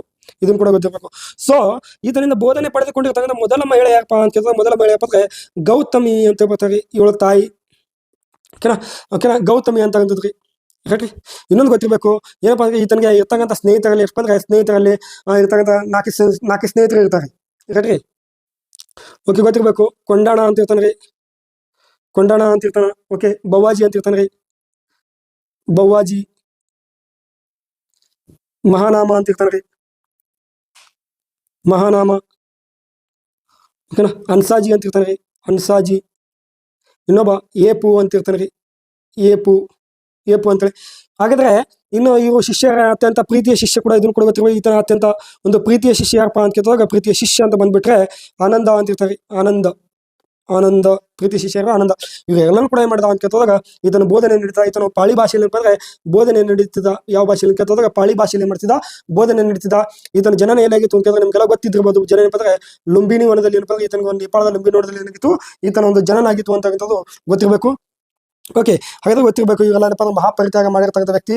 ಓಕೆ, ಹಾಗಾದ್ರೆ ಇವ್ರು ಸ್ವಲ್ಪ ಏನ್ ನೋಡೋಣ ಅಂತ ಕೇಳಿದಾಗ ಇವ್ರದ್ದು ಇರ್ತಕ್ಕಂಥ ವಿಶೇಷತೆಗಳನ್ನು ನೋಡಿದ್ರಿ. ಸ್ವಲ್ಪ ಇವ್ರದ್ದು ವಿಶೇಷತೆಗಳು ಅಂತ ಕೇಳಿದ್ರೆ ಇವ್ರು ನಾವು ಏನ್ ಮಾಡ್ತೀವಿ ಅಂತ ಕೇಳಿದ್ರೆ ಇಲ್ಲಿ ಇವರ ಒಂದು ಭೂಗಂಧರ 6 ಸತ್ಯಗಳು ಅಂತ ನೋಡ್ತೀವಪ್ಪ. ಯಾವ ಸತ್ಯಗಳು ಅಂತ ಕೇಳಿದ್ರೆ 6 ಸತ್ಯಗಳು. ಏನ್ ಸರ್ 6 ಸತ್ಯಗಳು ಅಂತ ಕೇಳಿದ್ರೆ ಓಕೆ, ಒಂದು ನೋಡ್ರಿ, ಒಂದು 6 ಸತ್ಯ ಏನದ ಅಂತ ಕೇಳಿದಾಗ ಒಂದು ಗೊತ್ತಿರಬೇಕು. ಜಗತ್ತು ದುಃಖದಿಂದ ಕೂಡಿದೆ ಅಂತ ಹೇಳ್ತಾರೆ. ಏನ್ ಕೂಡಿದೆ ಅಂತ ಕೇಳಿದ್ರೆ ಈ ಜಗತ್ತು ದುಃಖದಿಂದ ಕೂಡಿದೆ ಅಂತ ಹೇಳ್ತಾರೆ. ಜಗತ್ತು ದುಃಖದಿಂದ ಕೂಡಿದೆ ಅಂತ ಹೇಳ್ತಾರೆ. ಸೊ ಎರಡನೇದು ಏನಪ್ಪಾ ಅಂತ ಕೇಳಿದಾಗ ಆಸೆ ದುಃಖಕ್ಕೆ ಮೂಲ ಕಾರಣ ಅಂತ ಹೇಳ್ತಾರೆ. ಆಸೆ ದುಃಖಕ್ಕೆ ಮೂಲ ಕಾರಣ ಅಂತ ಹೇಳ್ತಾರೆ. ಸೊ ಮೂರನೇದಪ್ಪ ಅಂದ್ರೆ ಆಸೆಯನ್ನು ಬಿಟ್ಟರೆ ಮುಕ್ತಿ ಸಿಗಬಹುದು ಅಂತ ಹೇಳ್ತಾರೆ. ಆಸೆಯನ್ನು ಬಿಟ್ಟರೆ ಮುಕ್ತಿ ಸಿಗುತ್ತದೆ ಅಂತ ಹೇಳ್ತಾರೆ. ನೆಕ್ಸ್ಟ್ ಏನಪ್ಪಾ ಅಂತ ಕೇಳಿದ್ರೆ ಅಷ್ಟಾಂಗ ಮಾರ್ಗಗಳು ಪಾಲನೆ ಮಾಡಬೇಕು ಅಂತ ಹೇಳ್ತಾರೆ. ಸೊ ಅಷ್ಟಾಂಗ ಮಾರ್ಗಗಳು ಅಂತ ಬಂದ್ರೆ ಅವ್ರು ಹೇಳಿರ್ತಕ್ಕಂಥಷ್ಟು ಓಕೆನಾ. ಈ ಅಷ್ಟಾಂಗ ಮಾರ್ಗಗಳು ಏನ್ ಮಾಡ್ಬೇಕು, ಮಾರ್ಗಗಳು ಪಾಲನೆ ಮಾಡಬೇಕು ಅಂತ ಹೇಳ್ತಾರೆ. ಅಷ್ಟಾಂಗ ಮಾರ್ಗಗಳು ಏನ್ ಮಾಡ್ತಾರೆ, ಪಾಲನೆ ಮಾಡಬೇಕು ಅಂತ ಹೇಳ್ತಾರೆ. ಅದು ಏನಪ್ಪ ಅಷ್ಟಾಂಗ ಮಾರ್ಗಗಳು ಅಂದ್ರೆ ಇವು ಕೂಡ ಗೊತ್ತಿರಬೇಕು ನಿಮ್ಗೆ. 6 ಸತ್ಯಗಳು ಅಂತ ಕೇಳಿದಾಗ ಒಂದ್ ವೇಳೆ ಎಕ್ಸಾಮ್ ಅಲ್ಲಿ ಕೇಳಿದ್ರು ಕೂಡ 4 ಕೊಟ್ಟೇನಪ್ಪ ಅಂದ್ರೆ 1 ಕೊಡಲ್ಲ, 3 ಕೊಟ್ಟು 1 ಕೊಡಲ್ಲ, ಅಥವಾ ಬೇರೆ ಕೊಟ್ಟೇನಪ್ಪ 1 ಕೊಟ್ಟಿರ್ತಾನ. ಇದರಲ್ಲಿ ಯಾವ್ದಿಲ್ಲ ಅಥವಾ ಯಾವ್ದೈತಿ 2 ಕೊಟ್ಟೇನಪ್ಪ ಅಂದ್ರೆ 2 ತಪ್ಪು ಕೊಟ್ಟಿರ್ತಾನ. ಯಾವ್ದು ಸರಿ ಮತ್ತು ಯಾವ್ದು ತಪ್ಪು ಅಂತ ಕೇಳಿರ್ತಾನ. ಅದನ್ನು ಕೂಡ ಹೇಳುವಂತ ಚಾನ್ಸಸ್ ಇರಬೇಕು. ರೈಟ್. ಓಕೆ, ನೆಕ್ಸ್ಟ್ ನೋಡ್ರಿ ಇಲ್ಲಿ ಈತನ ಒಂದಿಷ್ಟು ಅಷ್ಟಾಂಗ ಮಾರ್ಗಗಳು ಅಂತ ಅದು ನೋಡ್ರಿ. ಅಷ್ಟಾಂಗ ಮಾರ್ಗಗಳು ನೋಡ್ರಿ. ಅಷ್ಟಾಂಗ ಮಾರ್ಗಗಳು ಅಂತ ಬಂದಾಗ ಒಂದು ಗೊತ್ತಿರಬೇಕು, ಒಳ್ಳೆಯ ನಡತೆ ಅಂತ ಬರ್ತಾರೆ, ಅಥವಾ ಒಳ್ಳೆಯ ನಂಬಿಕೆ. ಓಕೆ, ಎರಡನೇದು ಒಳ್ಳೆಯ ನಡತೆ, ಒಳ್ಳೆಯ ನಡತೆ. ಸೊ ಮೂರನೇದು ಒಳ್ಳೆಯ ಮಾತು, ಒಳ್ಳೆಯ ಮಾತು. ನಾಲ್ಕನೇದು ಒಳ್ಳೆಯ ಜ್ಞಾನ, ಒಳ್ಳೆಯ ಜ್ಞಾನ. ಓಕೆ, ಆರನೇದು ಏನಪ್ಪ ಅಂದ್ರೆ ಒಳ್ಳೆಯ ಪ್ರಯತ್ನ, ಒಳ್ಳೆಯ ಪ್ರಯತ್ನ. ಸೊ ಏಳನೇದಂತ ಒಳ್ಳೆಯ ಯೋಚನೆ. ಸೊ 8 ಧ್ಯಾನ ಅಂತ ಹೇಳ್ತಾರೆ ಬಗ್ಗೆ, ಒಳ್ಳೆಯ ಧ್ಯಾನ ಅಂತ, ಧ್ಯಾನ ಮತ್ತು ಇದು ಮೆಡಿಟೇಷನ್ ಮತ್ತೆ. ಓಕೆನಾ, ಈ ರೀತಿ ಏನ್ ಮಾಡ್ಬೇಕು ಅಂತ ಕೇಳ್ತಾಗ 6 ಸತ್ಯಗಳು ಕೂಡ ಏನ್ ಮಾಡಬೇಕು, ಫಾಲೋ ಮಾಡಬೇಕು ಅಂತ ಹೇಳ್ತಾರೆ ಸರ್. ರೈಟ್. ಓಕೆ, ಇನ್ನೊಂದು ಬರ್ತಾ ನೋಡಿದಲ್ಲಿ ಎಷ್ಟಾಯ್ತು, 1 2 3 4 5 6 7. ಓಕೆ, ಇನ್ನೊಂದು ಲಾಸ್ಟ್ ಅಂತ ತೋರಿ, 8ನೇದು ಒಳ್ಳೆಯ ಜೀವನ, ಒಳ್ಳೆಯ ಜೀವನ ಅಂತ ಹೇಳ್ತಾರೆ. ಈ ರೀತಿ ಏನಪ್ಪ ಅಂದ್ರೆ ಈ ಅಷ್ಟಾಂಗ ಮಾರ್ಗಗಳ ಪಾಲನೆ ಮಾಡಿದ್ರೆ ನಿಮ್ಗೆ ಏನಪ್ಪ ಮುಕ್ತಿ ಸಿಗ್ಬೋದು ಅಂತೇಳಿ ಯಾರು ಹೇಳ್ತಾರಪ್ಪ ಅಂತ ಕೇಳಿದಾಗ ಇಲ್ಲಿ ಗೌತಮ ಬುದ್ಧ ಏನಪ್ಪ ಅಂದ್ರೆ ಹೇಳಿರ್ತಾನ ಅಂತ ಗೊತ್ತಿರಬೇಕು. ಓಕೆ, ಅದ ನೆಕ್ಸ್ಟ್ ಇನ್ನೊಂದು ಗೊತ್ತಿರ್ಬೇಕು, ಇಲ್ಲಿ ಇವ್ರದೊಂದಿಷ್ಟು ಏನಿರ್ತಾವ ಅಂತ ಕೇಳಿದಾಗ ಪಿಟಕಗಳು ಅಂತ ನೋಡ್ರಿ. ಪಿಟಕಗಳು ಇದನ್ನು ಕೂಡ ಏನಪ್ಪ ಅಂದ್ರೆ ಸಾಕಷ್ಟು ಸಲ ಕೇಳಿದಾನೆ, ಆಲ್ಮೋಸ್ಟ್ ಹಿಂದಿನ ಎಕ್ಸಾಮ್ ಅಲ್ಲಿ ಕೇಳಿದಾನೆ ಇವ್ರ ಬಗ್ಗೆ, ಪಿಟಕಗಳು ಅಂತ. ಓಕೆ, ಗೊತ್ತಿರಬೇಕು. ಸೊ ಒಂದೇದು ಯಾವುದು ಅಂತ ಕೇಳಿದಾಗ ಸುತ್ತ ಪಿಟಿಕೆ ಅಂತ ಬಂದಿರ್ತ ನೋಡ್ರಿ. ಒಂದೇದು ಯಾವುದು, ಸುಪ್ತ ಪಿಟಿಕೆ. ಒಂದೇದು ಅಂತ ಕೇಳಿದ್ರೆ ಸೂಕ್ತ ಪಿಟಿಕೆ ಅಂತ ಬಂದಿರ್ತಾರೆ. ಸೊ ಸೂಕ್ತ ಪಿಟಿಕೆ ಏನ್ ಹೇಳ್ತದ ಅಂತ ಕೇಳಿದಾಗ ಬುದ್ಧನ ಜೀವನದ ಬಗ್ಗೆ ಹೇಳ್ತಾರೆ. ಇದ್ರ ಬಗ್ಗೆ ಹೇಳ್ತಾರೆ ಕೇಳಿದ್ರೆ ಬುದ್ಧನ ಜೀವನದ ಬಗ್ಗೆ, ಬುದ್ಧನ ಜೀವನದ ಬಗ್ಗೆ ಏನಪ್ಪ ಅಂದ್ರೆ ಈ ಪಿಟಕವನ್ನು ಹೇಳ್ತದೆ. ಸೊ ಇನ್ನೊಂದೇನಪ್ಪ ಅಂತ ಕೇಳಿದಾಗ ಅಭಿಧಮ್ಮ ಪಿಟಕ, ವಿನಯ ಪಿಟಕ ಅಂತ ಬರ್ತಾರೆ. ಎರಡನೇ ನಾವು ಕೇಳಿದ್ರೆ ವಿನಯ ಪಿಟಕ, ವಿನಯ ಪಿಟಕ ಅಂತ ಇರ್ತದೆ. ಸೊ ವಿನಯ ಪಿಟಕ ಏನ್ ಹೇಳ್ತದ ಅಂತ ಕೇಳಿದಾಗ ಬೌದ್ಧ ಧರ್ಮದ ನಿಯಮಗಳ ಬಗ್ಗೆ ಹೇಳ್ತದೆ ರೀ. ಬೌದ್ಧ ಧರ್ಮದ ನಿಯಮಗಳ ಬಗ್ಗೆ ಹೇಳ್ತದ. ಸೊ ಮೂರನೇದು ಏನಪ್ಪಾ ಅಂತ ಕೇಳ್ತದಾಗ ಮೂರನೇದು ಗೊತ್ತಿರ್ಬೇಕು, ಏನಪ್ಪಾ ಅಭಿಧಮ್ಮ ಪಿಟಕ ಅಂತ ಬರ್ತದ. ಅಭಿಧಮ್ಮ ಪಿಟಕ, ಅಭಿಧಮ್ಮ ಪಿಟಕ ಅಂತ ಬರ್ತದ. ಓಕೆ, ಇದು ಎದ್ರ ಬಗ್ಗೆ ಹೇಳ್ತದ ಅಂತ ಕೇಳ್ತದಾಗ ಗೊತ್ತಿರ್ಬೇಕಿದು ಜ್ಞಾನ ದರ್ಶನದ ಬಗ್ಗೆ ಹೇಳ್ತದೆ. ದರ್ಶನ ಅಥವಾ ಜ್ಞಾನದ ಬಗ್ಗೆ ಏನಪ್ಪ ಅಂದ್ರೆ ಈ ಒಂದು ಪಿಟಕ ಹೇಳ್ತದೆ. ಈ ರೀತಿ ಏನಪ್ಪ ಅಂದ್ರೆ ಇದನ್ನು ಕೂಡ ಏನಬೇಕು ಗೊತ್ತಿರಬೇಕು. ಸೊ ಬೌದ್ಧ ಸಮ್ಮೇಳನ ನಡೀತಿರ್ತಾವ್ರಿ, ಸುಮಾರು 4 ರಿಂದ 5 ಬೌದ್ಧ ಸಮ್ಮೇಳನ ನಡೀತಾವ. ಆ ಬೌದ್ಧ ಸಮ್ಮೇಳನದ ಬಗ್ಗೆ ನೆಕ್ಸ್ಟ್ ಇನ್ನೊಂದು ಯಾವ್ದೋ ಒಂದು ಕ್ವಶನ್ ತೊಗೊಂಡಪ್ಪ ಅಂದ್ರೆ ಅದ್ರ ಬಗ್ಗೆ ಏನ್ ಮಾಡ್ತೀನಿ, ಡಿಸ್ಕಷನ್ ಮಾಡಿರ್ತೀನಿ ಇದ್ರ ಬಗ್ಗೆ, ಬೌದ್ಧ ಸಮ್ಮೇಳನದ ಬಗ್ಗೆ. ಇವಾಗ ಕೆಲವೊಂದಿಷ್ಟು ಸಂಕೇತಗಳ ನೋಡಿ ಬಹಳ ಇಂಪಾರ್ಟೆಂಟ್ ಆಗಿರ್ತಂತ ಸಂಕೇತಗಳು ತೋರಿ ನೋಡಿ. ಸಂಕೇತಗಳು ಅಂತ ಬಂದಾಗ ಒಂದ್ ಏನ್ ಕೇಳ್ತಾರ ಅಂತ ಕೇಳಿದಾಗ ಇಲ್ಲಿ ಬರೀತಿ ನೋಡಿ, ಇಲ್ಲಿ ಬುದ್ಧನ ಸಂಕೇತಗಳು, ಬುದ್ಧನ ಸಂಕೇತಗಳು ಅಂತ ಬರ್ತವೆ. ಬುದ್ಧನ ಸಂಕೇತಗಳು ಅಂತ ಬಂದಾಗ ಒಂದು ಗೊತ್ತಿರ್ಬೇಕು ಏನಪ್ಪ ಅಂದ್ರೆ ಜನನ ಅಂತ ಬಂದಾಗ, ಸೊ ಜನನ ಸಂಕೇತ ಏನಪ್ಪಾ ಅಂತ ಕೇಳಿದ್ರೆ ಕಮಲ ಅಥವಾ ನಂದಿ ಅಂತ ಹೇಳ್ತಾರೆ. ಕಮಲ ಮತ್ತು ನಂದಿ ಅಂತ ಹೇಳ್ತಾರೆ. ಸೊ ಇನ್ನೊಂದು ಮಹಾಪರಿತ್ಯಾಗ ಅಂತ ಇರ್ತಾರೆ. ಮಹಾಪರಿತ್ಯಾಗ ಅಂತ ಬಂದಾಗ ಬಿಟ್ಟು ಹೋಗಿರ್ತಾನ ಮನಿ ಬಿಟ್ಟು ಹೋಗೋದಾಗ ಅದಕ್ಕೆ ಏನಪ್ಪ ಮಹಾಪರಿತ್ಯಾಗ ಅಂತ ಕೇಳ್ತಾರೆ. ಸೊ ಮಹಾಪರಿತ್ಯಾಗ ಏನಪ್ಪ ಅಂದ್ರೆ ಇದಕ್ಕೆ ಒಂದು ಸಂಕೇತ ಕುದುರೆ ಅಂತ ಹೇಳ್ತಾರೆ. ಓಕೆ, ಸೊ ಮೂರನೇದು ಏನಪ್ಪಾ ಅಂತ ಕೇಳ್ತಾಗ ಇದನ್ನು ಗೊತ್ತಿರಬೇಕು. ಕುದುರೆ ಅಂತ ಬಂದಾಗ ಇದೇನಪ್ಪ ಅಂದ್ರೆ ಯಾವತ್ತು ಕೂಡ ಕುದುರೆ ಅಶ್ವಮೇಧ ಯಾಗವನ್ನು ಏನಪ್ಪ ತನ್ನ ಸಾಮ್ರಾಜ್ಯವನ್ನ ರಚನೆ ಮಾಡಕ್ ಬಿಟ್ಟಿರ್ತಾರೆ. ಸೊ ಈತನು ಕೂಡ ಏನಪ್ಪ ಸಾಮ್ರಾಜ್ಯ ರಚನೆ ಮಾಡಕ್ ಹೊರಟಿದ್ರಿಂದ ಏನಪ್ಪ ಸಾಮ್ರಾಜ್ಯನ ರಚನೆ ಮಾಡಿಲ್ಲ, ಸೊ ಒಂದು ಧರ್ಮನ ಕ್ರಿಯೇಟ್ ಮಾಡಿದ್ದಾನೆ. ಸೊ ಹಿಂಗ್ ಹೊರಟಾನ ಅಂತ ಒಂದು ಉದ್ದೇಶದಿಂದ ಏನ್ ಮಾಡ್ತಾರೆ, ಅದಕ್ಕೆ ಮಹಾಪರಿತ್ಯಾಗ ಅಂತ ಕರೀತಾರೆ, ಗೊತ್ತಿರಬೇಕು. ಹಿಂಗೆ ಅಪ್ಲೈಡ್ ಆಗನು ಕೂಡ ಕೆಲವೊಂದ್ಸಲ ಕ್ವಶನ್ಗಳು ಕೇಳಬಹುದು. ಸೊ ಇದೇನಪ್ಪ ಏನಾದ್ರು ಒಂದು ನಿರ್ಮಾಣ ಮಾಡಕ್ ಹೊರಟದಪ್ಪ ಅಂತ ಅದಕ್ಕೆ ಏನ್ ಕೇಳ್ತಾರ, ಮಹಾಪರಿತ್ಯಾಗ ಅಂತ ಕೇಳ್ತಾರೆ. ಅಂದ್ರೆ ಮನಿ ಬಿಟ್ಟು ಹೋಗೋದಕ್ಕೆ ಒಂದೇ ಅಲ್ಲ, ಸೊ ಏನೇ ಒಂದು ಸಾಧನೆ ಮಾಡಕ್ ಹೊಂಟಾನ ಅಂತ ಕೇಳಿದ್ರೆ ಅದಕ್ಕೆ ಮಹಾಪರಿತ್ಯಾಗ ಅಂತ ಕೇಳ್ತಾರೆ. ಸೊ ತ್ಯಾಗ ಅಂತ ಬಂದಾಗ ಏನಪ್ಪ ಇರ್ತಕ್ಕಂಥ ಎಲ್ಲವನ್ನು ಬಿಟ್ಟು ಹೋಗಿದ್ದಕ್ಕೆ ಏನಪ್ಪ ಅಂದ್ರೆ ಆತನ ಜೀವನವನ್ನೇ ಬಿಟ್ಟು ಹೋಗಿದ್ದ, ತನ್ನ ಮನೆಯಲ್ಲಿ ಇರ್ತಕ್ಕಂಥ ಮತ್ತು ಹೆಂಡತಿ ಮಕ್ಕಳು ಏನಿರ್ತಾರಲ್ಲ ಇವರೆಲ್ಲರೂ ಬಿಟ್ಟು ಹೋಗಿದ್ದಕ್ಕೆ ಏನಪ್ಪ ಅಂದ್ರೆ ಅದಕ್ಕೆ ಮಹಾಪರಿತ್ಯಾಗ ಅಂತ ಕೇಳ್ತಾರೆ, ಗೊತ್ತಿರಬೇಕು. ಕರೆಕ್ಟಾ. ಸೊ ಈತನ ಇನ್ನೊಂದು ಮೊದಲ ಪ್ರವಚನ ನೋಡಿದಲ್ಲ, ಈತನ ಏನ್ ಮಾಡ್ದ, ಅದಕ್ಕಿಂತ ಬಂದಿಲ್ಲ ಒಂದು ಜ್ಞಾನೋದಯ. ಸೊ ಜ್ಞಾನೋದಯ ಆಗಿರ್ತಲ್ಲ ಬೋಧಿ ವೃಕ್ಷಗಳಿಗೆ, ಜ್ಞಾನೋದಯಕ್ಕೆ ಒಂದು ಏನಾಗಿರ್ತದೆ, ಒಂದು ಸಂಕೇತ ಏನಪ್ಪಾ ಅಂತ ಕೇಳಿದ್ರೆ ಬೋಧಿ ವೃಕ್ಷ. ಸೊ ಇವತ್ತಿಗೂ ಕೂಡ ಏನಪ್ಪ ಅಂದ್ರೆ ಈ ನಾವು ಚೀನಾ ನೇಪಾಳದಲ್ಲಿ ಹೋದ್ರೆ ಈ ಬೋಧಿ ವೃಕ್ಷದ ಸ್ಥಳ ಪೂಜೆ ಮಾಡ್ತಾರೆ. ಬೌದ್ಧ ಧರ್ಮದ ಕೂಡ ಏನ್ ಮಾಡ್ತಾರೆ ಅಂತ ಕೇಳಿದ್ರೆ ಈ ಬೋಧಿ ವೃಕ್ಷನ ಪ್ರತಿಯೊಬ್ಬರು ಏನ್ ಮಾಡ್ತಾರೆ, ತನ್ನ ಮನೆಯಲ್ಲಿ ಇಟ್ಕೊಂಡು ಮಾಡ್ತಾರೆ, ಪೂಜೆನ ಮಾಡ್ತಾರೆ. ಓಕೆ, ಸೊ ನೆಕ್ಸ್ಟ್ ಇನ್ನೊಂದು ಮೊದಲ ಪ್ರವಚನ ನೋಡ್ರಿ. ಮೊದಲ ಪ್ರವಚನ ಅಂತ ಬಂದಾಗ ಇಲ್ಲಿ ನೋಡ್ರಿ, ಮೊದಲ ಪ್ರವಚನ ಏನಪ್ಪಾ ಅಂತ ಕೇಳಿದ್ರೆ ಧರ್ಮಚಕ್ರ ಅಂತ ಬರ್ತದೆ. ಯಾವ ಚಕ್ರ ಆಗಲೇ ಹೇಳಿದೆ ನಿಮ್ಗೆ, ಧರ್ಮಚಕ್ರ ಮೊದಲ ಪ್ರವಚನ ಏನು, ಧರ್ಮಚಕ್ರ. ಸೊ 5ನೇ ದಿನಪ್ಪ ಅಂತ ಕೇಳಿದ್ರೆ ಈತನ ಒಂದು ಜೀವನ ಪರಿನಿರ್ವಾಣ ಅಂತ ಹೇಳ್ತಾನೆ ನೋಡಿ. ಪರಿನಿರ್ವಾಣ ಅಂತ ಹೇಳ್ತಾರೆ. ಇದಕ್ಕೆ ಸ್ತೂಪ. ಸೊ ಇದ್ರ ಬಗ್ಗೆ ಕೂಡ ಏನಪ್ಪ ನೆಕ್ಸ್ಟ್ ಕ್ಲಾಸಲ್ಲಿ ಬಂದಾಗ ಸ್ತೂಪಗಳು ಯಾವ ಇರ್ತಾವ, ಯಾವ ದೊಡ್ಡ ಸ್ತೂಪದ, ಸೊ ಸ್ತೂಪಗಳನ್ನ ಏನಪ್ಪ ಅಂದ್ರೆ ಅಲ್ಲಿ ಬುದ್ಧನ ಒಂದು ಅವಶೇಷಗಳು ಎಲ್ಲಿ ಕಂಡು ಬರ್ತಾವ ಅನ್ನೋ ಇನ್ನೊಂದು ಕ್ಲಾಸಲ್ಲಿ ಏನಪ್ಪ ಅದ್ರ ಬಗ್ಗೆ ಇನ್ನೊಂದು ಕ್ವಶನ್ ಬಂದಾಗ ಅದ್ರ ಬಗ್ಗೆ ಡಿಸ್ಕಷನ್ ಮಾಡಿರ್ತೀನಿ, ಇದ್ರ ಬಗ್ಗೆ ಸ್ತೂಪಗಳ ಬಗ್ಗೆ. ರೈಟ್ರಿ. ಓಕೆ, ನನಗೆ ಗೊತ್ತಿರ್ಬೇಕು ಏನಪ್ಪ ಅಂತಂದ್ರೆ ಬೌದ್ಧ ಧರ್ಮದ ಬಂದಾಗ ನಮ್ದು ಏನು ಕ್ವಶನ್ ಏನಿತ್ತು ಅಂತ ಕೇಳಿದಾಗ ಇಲ್ಲಿ ಜಾತಕಗಳ ಬಗ್ಗೆ ಇತ್ತು. ಎದ್ರ ಬಗ್ಗೆ ಇತ್ತು ಅಂತ ಕೇಳಿದಾಗ ಜಾತಕಗಳ ಬಗ್ಗೆ ಇಲ್ಲಿ ಒಂದು ನಮ್ದು ಕ್ವಶನ್ ಇತ್ತು ಅಂತ ಏನ್ ಸರ್ ಜಾತಕ ಅಂದ್ರೆ ಇದು ಎದ್ರ ಬಗ್ಗೆ ಆಗ್ತದೆ ಅಂತ ಕೇಳಿದಾಗ, ಸೊ ಬುದ್ಧನ ಒಂದು ಹಿಂದಿನ ಜೀವನದ ಬಗ್ಗೆ ಹೇಳ್ತದ. ಅಂದ್ರೆ ಆತನು ಹಿಂದಿನ ಜೀವನದಲ್ಲಿ ಏನಿದ್ದ ಅಂತ ಕೇಳಿದಾಗ ಪ್ರಾಣಿನೋ ಅಥವಾ ಪ್ರಾಣಿನೋ ಅಥವಾ ಯಾವುದೋ ಒಂದು ಜನ್ಮದಲ್ಲಿ ಏನಪ್ಪ ಅಂದ್ರೆ ಆತನ ಮುಕ್ತಿ ಸಿಗದೆ ಹೋಗಿದ್ರಿಂದಾಗಿ ಈ ಕಾಲದಾಗ ಪ್ರಾಣಿ ಮುಕ್ತಿ ಸಿಗದೆ ಹೋಗಿದ್ರಿಂದಾಗಿ ಈ ಕಾಲದಲ್ಲಿ ಏನಪ್ಪ ಅಂದ್ರೆ ಮನುಷ್ಯನಾಗಿ ಹುಟ್ಟಿದಾನೆ ಅಂತೇಳಿ ಅದು ಹೇಳಿರ್ತಕ್ಕಂಥ ಜಾತಕಗಳು. ಹೇಳ್ರಿ, ಹಿಂದಿನ ಕಾಲದಲ್ಲಿ ಏನಪ್ಪ ಅಂದ್ರೆ ಯಾವುದೇ ರೀತಿಯ ಒಂದು ಮುಕ್ತಿ ಸಿಗ್ಲಾರ್ದಕ್ಕ ಈ ಕಾಲದಲ್ಲಿ ಮನುಷ್ಯನಾಗಿ ಹುಟ್ಟಿದಕ್ಕ ಅಂತ ಹೇಳುವಂಥದ್ದು ಏನಪ್ಪ ಅಂದ್ರೆ ಅದಕ್ಕೆ ಏನಪ್ಪ ಜಾತಕ ಅಂತ ಕೂಡ ನಾವು ಮಾಡ್ತೀವಿ, ಕರಿತೀವಿ. ಹೇಳ್ರಿ, ಓಕೆ. ಇನ್ನೊಂದು ಗೊತ್ತಿರಲಿ, ಮಾನವ ಆಗಿರ್ಬೋದು, ರಾಜ, ಪ್ರಾಣಿ ಮತ್ತು ಋಷಿ ಆಗಿರ್ಬೋದು ಮುಂತಾದ ರೂಪದಲ್ಲಿ ಹುಟ್ಟಿ ಈತನು ಹೆಂಗಪ್ಪ ಅಂತ ಕೇಳಿದಾಗ ಮಾನವ ಆಗಿರ್ಬೋದು, ಮಾನವ ಆಗಿರ್ಬೋದು, ರಾಜ ಆಗಿರ್ಬೋದು, ಪ್ರಾಣಿ ಆಗಿರ್ಬೋದು, ಮಾನವ, ರಾಜ, ಪ್ರಾಣಿ ಮತ್ತು ಋಷಿ ಆಗಿರ್ಬೋದು ಇವೆಲ್ಲದರಲ್ಲಿ ಏನಪ್ಪ ಅಂದ್ರೆ ರೂಪಗಳಲ್ಲಿ ಹುಟ್ಟಿ ಏನಪ್ಪ ಅಂದ್ರೆ ಧರ್ಮ, ದಯೆ, ಇದನ್ನು ಕೂಡ ಗೊತ್ತಿರಬೇಕು. ಸ್ವಲ್ಪ ಕೆಲವೊಂದು ಕಡೆ ಕೇಳ್ತಾ ಇರೋದು ಧರ್ಮ, ದಯೆ ಮತ್ತು ತ್ಯಾಗ. ಧರ್ಮ, ದಯೆ ಮತ್ತು ತ್ಯಾಗಗಳೇನಪ್ಪ ಶಾಂತಿ ಇತ್ಯಾದಿ ಗುಣಗಳನ್ನು ಅಭ್ಯಾಸ ಮಾಡಿದನು ಅಂತ ಹೇಳ್ತಾ ಇದ್ದು. ಇದು ಏನಾರ ಏನ್ ಹೇಳ್ತಾ ಅಂದ್ರೆ ಈ ತ್ಯಾಗ ಆಗಿರ್ಬೋದು ಮತ್ತೆ ಇನ್ನೊಂದು ಗುಣ ಆಗಿರ್ಬೋದು, ಈ ಇತ್ಯಾದಿ ಬಗ್ಗೆ ಏನಪ್ಪ ಅಂದ್ರೆ ಅಭ್ಯಾಸ ಮಾಡೋದು ಅಂತ ಹೇಳ್ತಾರೆ. ಓಕೆನಾ, ಇದು ಎಲ್ಲರ ಬಗ್ಗೆ ಏನಪ್ಪ ಅಂದ್ರೆ ಅಭ್ಯಾಸ ಮಾಡೋದು ಅಂತ ಹೇಳ್ತಾರೆ. ಅಭ್ಯಾಸ ಮಾಡಿರ್ಬೋದು ಅಂತೇಳಿ ಹಿಂದಿನ ಪರಂಪರೆ ಹೇಳ್ತಾರೆ. ಬೌದ್ಧ ಧರ್ಮದ ಪರಂಪರೆ ಏನ್ ಮಾಡ್ತದೆ ಇದ್ರ ಬಗ್ಗೆ ಹೇಳ್ತಾರೆ. ರೈಟ್ ರೀ, ಓಕೆ. ಇನ್ನೊಂದು ಗೋಷ್ಠಿ ಬೇಕೇನಪ್ಪ ಅಂತ ಕೇಳಿದಾಗ ಇಲ್ಲಿ ಇರ್ತಕ್ಕಂಥದ್ದುಗಳು ಪಾಳಿ ಅಂತ ಒಂದು ಭಾಷೆಯಲ್ಲಿ ಕೊಡ್ತಾ ಇರ್ತಾನೆ. ಇವು ಪಾಳಿ ಭಾಷೆಯಲ್ಲಿ ತ್ರಿಪಿಟಕದ ಸುತ್ತ ಪಿಟಕ ಭಾಗವಾಗಿದೆ. ಇದೆಲ್ಲ ಏನಪ್ಪ ಅಂದ್ರೆ ಇದು ತ್ರಿಪಿಟಕದ ಒಂದು ಏನು ಸೂಕ್ತ ಭಾಗದಲ್ಲಿ ಹೇಳಿದೆ ಇದು. ಈ ಸೂಕ್ತ ಭಾಗದಲ್ಲಿ ಏನಪ್ಪ ಅಂದ್ರೆ ಇದು ಜಾತಕಗಳ ಬಗ್ಗೆ ಹೇಳ್ತಾ ನೋಡಿ. ಇದನ್ನು ಕೂಡ ಗೊತ್ತಿರಬೇಕು. ಈತನ ಜಾತಕಗಳ ಬಗ್ಗೆ ಹೇಳಿದೆ ಎಲ್ಲಿ ಹೇಳ್ತಾರೆ ಅಂತ ಕೇಳಿದಾಗ ಸೂಕ್ತ ಪಿಟಕದಲ್ಲಿ, ಎಲ್ಲಿ ಪಿಟಕದಲ್ಲಿ ಸೂಕ್ತ ಅಥವಾ ಕೆಲವೊಂದು ಕಡೆ ಸೂಕ್ತ ಪಿಟಕ ಅಂತ ಕೂಡ ಕೇಳ್ತಾರೆ. ಇದಕ್ಕೆ ಗೊತ್ತಿರಬೇಕು. ಜಾತಕಗಳ ಬಗ್ಗೆ ಯಾವ ಪಿಟಕದಾಗ ಹೇಳ್ತಾರೆ ಅಂತ ಕೇಳಿದಾಗ ಸೂಕ್ತ ಪಿಟಕಗಳು ಅಂತ ಹೇಳ್ತಾರೆ. ಸುಮಾರು ಎಷ್ಟು ಜಾತಕಗಳದಾವ ಅಂತ ಕೇಳಿದ್ರೆ ಒಂದು ವೇಳೆ ಸಪೋಸ್ ಆಗಿ 547 ಏನಪ್ಪ ಅಂತ ಕೇಳಿದಾಗ ಜಾತಕಗಳಿವೆ. 547 ಏನಪ್ಪಾ ಅಂತ ಕೇಳಿದ್ರೆ ಜಾತಕಗಳ ಕಥೆ ಅದಾವ. ಇವ್ರ ಬಗ್ಗೆ ಜಾತಕಗಳ ಕಥೆಗಳದಾವ. ಯಾಕಂದ್ರೆ ಬೌದ್ಧ ಧರ್ಮ ಹಂಗ್ ಹುಡ್ದ ಅಂತೇಳಿ ಹೇಳ್ರೆ ಇದು ಏನಾಗಿದೆ ಅಂತ ಕೇಳಿದ್ರೆ ಒಂದು ನೈತಿಕತೆಯ ಪಾಠ ಆಗಿದೆ ಅಂತ ಕೂಡ ಹೇಳ್ತಾರೆ ಕೆಲವೊಂದು ಇತಿಹಾಸಕಾರ. ಏನಪ್ಪ ಅಂದ್ರೆ ಇದೊಂದು ನೈತಿಕತೆಯ ಪಾಠವಾಗಿದೆ ಅಂತ ಹೇಳ್ತಾರೆ. ಇದೊಂದು ನೈತಿಕತೆ ಪಾಠವಾಗಿದೆ ಅಂತ ಹೇಳಿ ಮಾಡ್ತಾರ. ಇದ್ರ ಬಗ್ಗೆ ಅಧ್ಯಯನವನ್ನು ಮಾಡ್ತಾರ ಅಂತ ಬಗ್ಗೆ ಇದೇನಪ್ಪ ಅಂದ್ರೆ ಇದನ್ನು ಕೂಡ ಗೊತ್ತಿರಬೇಕು. ಸೊ ಇನ್ನೊಂದೇನಪ್ಪ ಅಂತ ಕೇಳಿದಾಗ ಈ ಕಥೆಗಳ ಮೂಲಕ ಏನ್ ಮಾಡ್ತಾರೆ ಇಂಥ ಹಲವಾರು ಜನರಿಗೆ ಅಂದ್ರೆ ಈ ಕಥೆಗಳ ಮೂಲಕ ಮುಡಿಸೋದು, ಬೌದ್ಧ ಧರ್ಮವನ್ನು ಪ್ರಚಾರ ಮಾಡೋದು ಅಂತಕ್ಕಂಥದ್ದು ಒಂದು ಉದ್ದೇಶ ಏನಪ್ಪತ್ತು ಈ ಒಂದು ಧರ್ಮದವರದಿತ್ತು ಅಂತೇಳಿ ಈ ಜಾತಗಳು ಹುಟ್ಟು ಬಂದವ ಅಂತ ಹೇಳ್ತಾರೆ. ಹಾಗಾದ್ರೆ ಎಲ್ಲ ಏನಪ್ಪ ಅಂದ್ರೆ ಒಂದು ನೋಟ್ಸ್ ಮಾಡ್ಕೊಳ್ಳಿ. ನೆಕ್ಸ್ಟ್ ಏನಪ್ಪ ಅಂದ್ರೆ ಮುಂದೆ ಬಂದಾಗ ಏನಪ್ಪ ಅಂದ್ರೆ ಒಂದಿಷ್ಟು ಸಮ್ಮೇಳನಗಾಗಿರ್ಬೋದು ಮತ್ತೆ ಏನಪ್ಪ ಅಂದ್ರೆ ಬುದ್ಧನ ಒಂದು ಮಾರ್ಗ ಇತ್ತು. ಓಕೆನಾ, ಅವನು ಒಂದು ದಮ್ಮ ಅಂತ ಬಂದಾಗ ಅಂದ್ರೆ ಇವನು ಏನಾಗಿದ್ದ ಅಂತ ಕೇಳಿದಾಗ ದೇವರ ವಿಷಯದಲ್ಲಿ ಗೊತ್ತಿರಬೇಕು. ದೇವರ ವಿಷಯದಲ್ಲಿ ಏನಪ್ಪ ಅಂದ್ರೆ ಮೌನವಾಗಿದ್ದ. ದೇವರ ವಿಷಯದಲ್ಲಿ ಏನಾಗಿದ್ದ? ಮೌನವಾಗಿದ್ದ. ಅಂದ್ರೆ ದೇವರ ಬಗ್ಗೆ ಒಟ್ಟು ಮೌನವಾಗಿದ್ದವನು.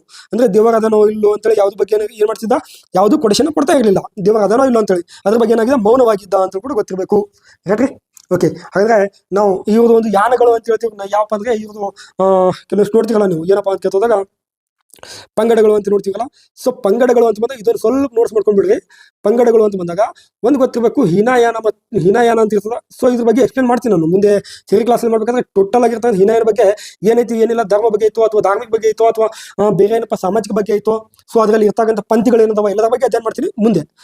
ಇಲ್ಲಿ ಎರಡನೇನಪ್ಪ ಅಂತ ಕೇಳಿದಾಗ ಮಹಾಯಾನ ಅಂತ ಹೇಳ್ತಾರೆ. ಇನ್ನೊಂದು ಐತಿ ಇರೋದು ವಜ್ರಯಾನ ಅಂತೇಳಿ. ಯಾವ ಯಾನ? ವಜ್ರಯಾನ ಅಂತೇಳಿ ಇರ್ತದೆ ಸರ್. ಸೊ ಈ ವಜ್ರಯಾನದ ಒಂದು ಪುಸ್ತಕ ಯಾವ್ದಪ್ಪ ಅಂತ ಕೇಳಿದ್ರೆ ಕಲ್ಪಸೂತ್ರ ಅಂತ ಹೇಳ್ತಾರೆ ನೋಡಿ. ಕಲ್ಪಸೂತ್ರ ಅಂತ ಬರ್ತದೆ. ಇದು ಬರೆದವರು ಸ್ಥೂಲಭದ್ರ ಅಂತೇಳಿ ಕೆಲವೊಂದ್ ಕಡೆ ಹೇಳ್ತಾರೆ. ರೈಟ್ರಿ, ಬರೆದವರಪ್ಪ ಅಂತ ಕೇಳಿದ್ರೆ ವಜ್ರಯಾನದ ಒಂದು ಅಲ್ಲ ಇದು ಸಾರಿ ಕಲ್ಪಸೂತ್ರ ಅಲ್ಲ, ಇದು ಮಂಜುಶ್ರೀ ಅಂತ ಪುಸ್ತಕ ಬರ್ತದೆ. ಯಾವ ಶ್ರೀ ಅಂತ ಕೇಳಿದ್ರೆ ಮಂಜುಶ್ರೀ. ಸೊ ಯಾವ ಪುಸ್ತಕ ಅಂತ ಕೇಳಿದಾಗ ಮಂಜುಶ್ರೀ ಅಂತ ಪುಸ್ತಕ ಬರ್ತದೆ ಸರ್. ಇದು ಎದ್ರ ಬಗ್ಗೆ ಹೇಳ್ತದ? ವಜ್ರಯಾನದ ಬಗ್ಗೆ ಬರ್ತದೆ. ಮಂಜುಶ್ರೀ ಕಲ್ಪ ಅಂತ ಕಡೆ ಒಂದು ಪುಸ್ತಕ ಹೇಳ್ತೀವಿ. ಮಂಜುಶ್ರೀ ಕಲ್ಪ ಅಂತೇಳಿ ಪುಸ್ತಕ ಹೇಳ್ತೀವಿ. ಇನ್ನೊಂದು ಯಾನ ಇರ್ತದೆ ಇರಲಿ, ಯಾವ್ದು ಅಂತ ಕೇಳಿದ್ರೆ ನೇವಿಯಾನ ಅಂತ ಬಹಳ ಇಂಪಾರ್ಟೆಂಟ್. ಇದು ನೇವಿಯಾನ ಅಂತ ಹೇಳ್ತದೆ. ಏನ್ ಸರ್ ನೇವಿಯಾನ ಅಂದ್ರೆ, ಯಾವಾಗ ಅಂಬೇಡ್ಕರ್ ಅವರು ಡಾಕ್ಟರ್ ಬಾಬಾ ಸಾಹೇಬ್ ಅಂಬೇಡ್ಕರ್ ಏನ್ ಮಾಡ್ತಾರೆ ಅಂತ ಕೇಳಿದ್ರೆ ಬೌದ್ಧ ಧರ್ಮಕ್ಕೆ ಸ್ವೀಕಾರ ಮಾಡ್ಬೇಕಾದ್ರೆ ಅವಾಗ ಅವ್ರು ಏನ್ ಮಾಡ್ತಾರೆ, ನೇವಿಯಾನವನ್ನ ಪ್ರಾರಂಭಿಸಿ ನೇವಿಯಾನ ಎಂಬ ಪಂಗಡಕ್ಕೆ ಏನ್ ಮಾಡ್ತಾರೆ, ಸೇರ್ಪಡೆ ಮಾಡ್ತಾರೆ. ಸೊ ಅದೇ ಪಂಗಡಕ್ಕೆ ಯಾಕೆ ಹೋಗ್ತಾರ, ಹಿನಯಾನಕ್ಕೆ ಹೋಗಲ್ಲ, ಮಾಯಾನಕ್ಕೆ ಯಾಕೆ ಹೋಗಲ್ಲ ಅಂತಕ್ಕಂಥದ್ದು ಮುಂದೆ ನಾನು ಅದ್ರ ಬಗ್ಗೆ ತಿಳಿಸ್ತಿರ್ತೀನಿ. Right, okay. ಹಾಗಾದ್ರೆ ಇಲ್ಲಿ ಇರ್ತಕ್ಕಂಥ ನೋಡಿ ಕ್ವಶನ್ ಏನಿತ್ತು ಅಂತ ಕೇಳಿದಾಗ ನಿಮ್ದು ಇವೆಲ್ಲ ಏನ ಬೌದ್ಧ ಧರ್ಮದ ಮಹಾನ ಸಂತರ ಬಗ್ಗೆ ಏನಪ್ಪ ಅಂದ್ರೆ ಅಲ್ಲೇ ಅಲ್ಲ. ರೈಟ್, ಭವಿಷ್ಯದ ಬುದ್ಧನ ಜೀವನ ಬಗ್ಗೆ ಏನಪ್ಪ ಅಂದ್ರೆ ಅಲ್ಲಿ ಭವಿಷ್ಯದ ಬಗ್ಗೆ ಯಾವುದೇ ರೀತಿ ಹಿತನುಡಿಗಳಿಲ್ಲ. ಇದು ಏನಪ್ಪ ಅಂದ್ರೆ ಕ್ವಶನ್ ಕನ್ಸರ್ನ್ ಕೂಡ ಕೊಡಕ್ಕಾಗಲ್ಲ. ಓಕೆ, ಬುದ್ಧನ ಜೀವನ ಅಂತ ಬಂದಾಗ ಇದ್ರ ಬಗ್ಗೆ ನಾನು ಹೇಳಿ ನಿಮ್ಗೆ. ಈಗ ಬುದ್ಧನ ಜೀವನ ಬಗ್ಗೆ ಏನು ಹೇಳ್ತಾ ಅಂತ ಕೇಳಿದ್ರೆ ಅಲ್ಲಿ ಇರ್ತಕ್ಕಂಥ ಪುಸ್ತಕಗಳಿರ್ತಾವೆ, ತ್ರಿಪಿಟಕಗಳಾಗಿರ್ಬೋದು, ಸೊ ಸೂತ್ತ ಪಿಟಕ ಆಗಿರ್ಬೋದು, ಅಭಿಧಮ ಪಿಟಕ ಆಗಿರ್ಬೋದು, ಅವೇನು ಮಾಡ್ತಾವ ಇಲ್ಲಿ ಬುದ್ಧನ ಜೀವನದ ಬಗ್ಗೆ ಹೇಳ್ತವೆ. ರೈಟ್ ರೀ, ಓಕೆ. ಹಾಗಾದ್ರೆ ನೆಕ್ಸ್ಟ್ ಕ್ವಶನ್ ಹೋಗೋಣ. ಇವೆಲ್ಲ ನೋಟ್ ಮಾಡ್ಕೋಬೇಕು. ಮತ್ತೇನಮ್ಮ ಅಂತ ಕೇಳ್ದಾಗ ಬರ್ಕೋಬೇಕು, ಇಲ್ಲ ಸ್ಕ್ರೀನ್ ಶಾಟ್ ತಗೋ. ಓಕೆ, ನೋಡ್ರಿ ಕ್ವಶನ್ ಏನದ ಅಂತ ಕೇಳಿದ್ರೆ ಇವುಗಳಲ್ಲಿ ಏರಿಕೆ ಕಾಲಾನುಕ್ರಮದಲ್ಲಿ ಬರೆಯಿರಿ ಅಂತ ಕೊಟ್ಟಾರೆ. ಏರಿಕೆ ಕಾಲಾನುಕ್ರಮ ಅಂದ್ರೆ ಗೊತ್ತಿರಬೇಕು. ಕ್ವಶನ್ಸ್ಗಳು ಹಿಂಗ ಬರ್ತಿರ್ತಾವ ಒಂದೊಂದ್ಸಲ. ಯಾಕಪ್ಪ ಅಂತ ಕೇಳಿದ್ರೆ ಇವು ಆಲ್ರೆಡಿ ಕ್ವಶನ್ಸ್ಗಳು ಏನು ಮಾಡ್ತಾರೆ ಅಂತ ಕೇಳಿದ್ರೆ ನಮ್ಗೆ ಏನಪ್ಪ ಅಂತ ಥಿಯರಿ ಗೊತ್ತಿರ್ತದ. ಏನಪ್ಪ ಅಂತ ಕೇಳಿದ್ರೆ ಕೆಲವೊಂದು ಕಡೆ ಇಶ್ಯೂಗಳನ್ನು ಎಲ್ಲ ನೆನಪಿಟ್ಕೊಳ್ಳಲ್ಲ. ಅದಕ್ಕಾಗಿ ಏನು ಮಾಡ್ತಾನೆ ಅಂತ ಕೇಳಿದ್ರೆ ಈ ರೀತಿ ಕೇಳಿ ಕನ್ಫ್ಯೂಸ್ ಮಾಡೋ ಒಂದು ಒಂದು ಪ್ರಯತ್ನವನ್ನು ಮಾಡ್ತಾನೆ ಅವನು. ಸೊ ನೋಡಿದ್ರೆ ಆಪ್ಷನ್ಸ್ ಏನೋ ಮೊದಲಿಂದ ಅಂತ ಕೇಳ್ತಾ ಹೋದಾಗ ಮೊದಲ ಪಾಣಿಪತ್ ಕದನದ.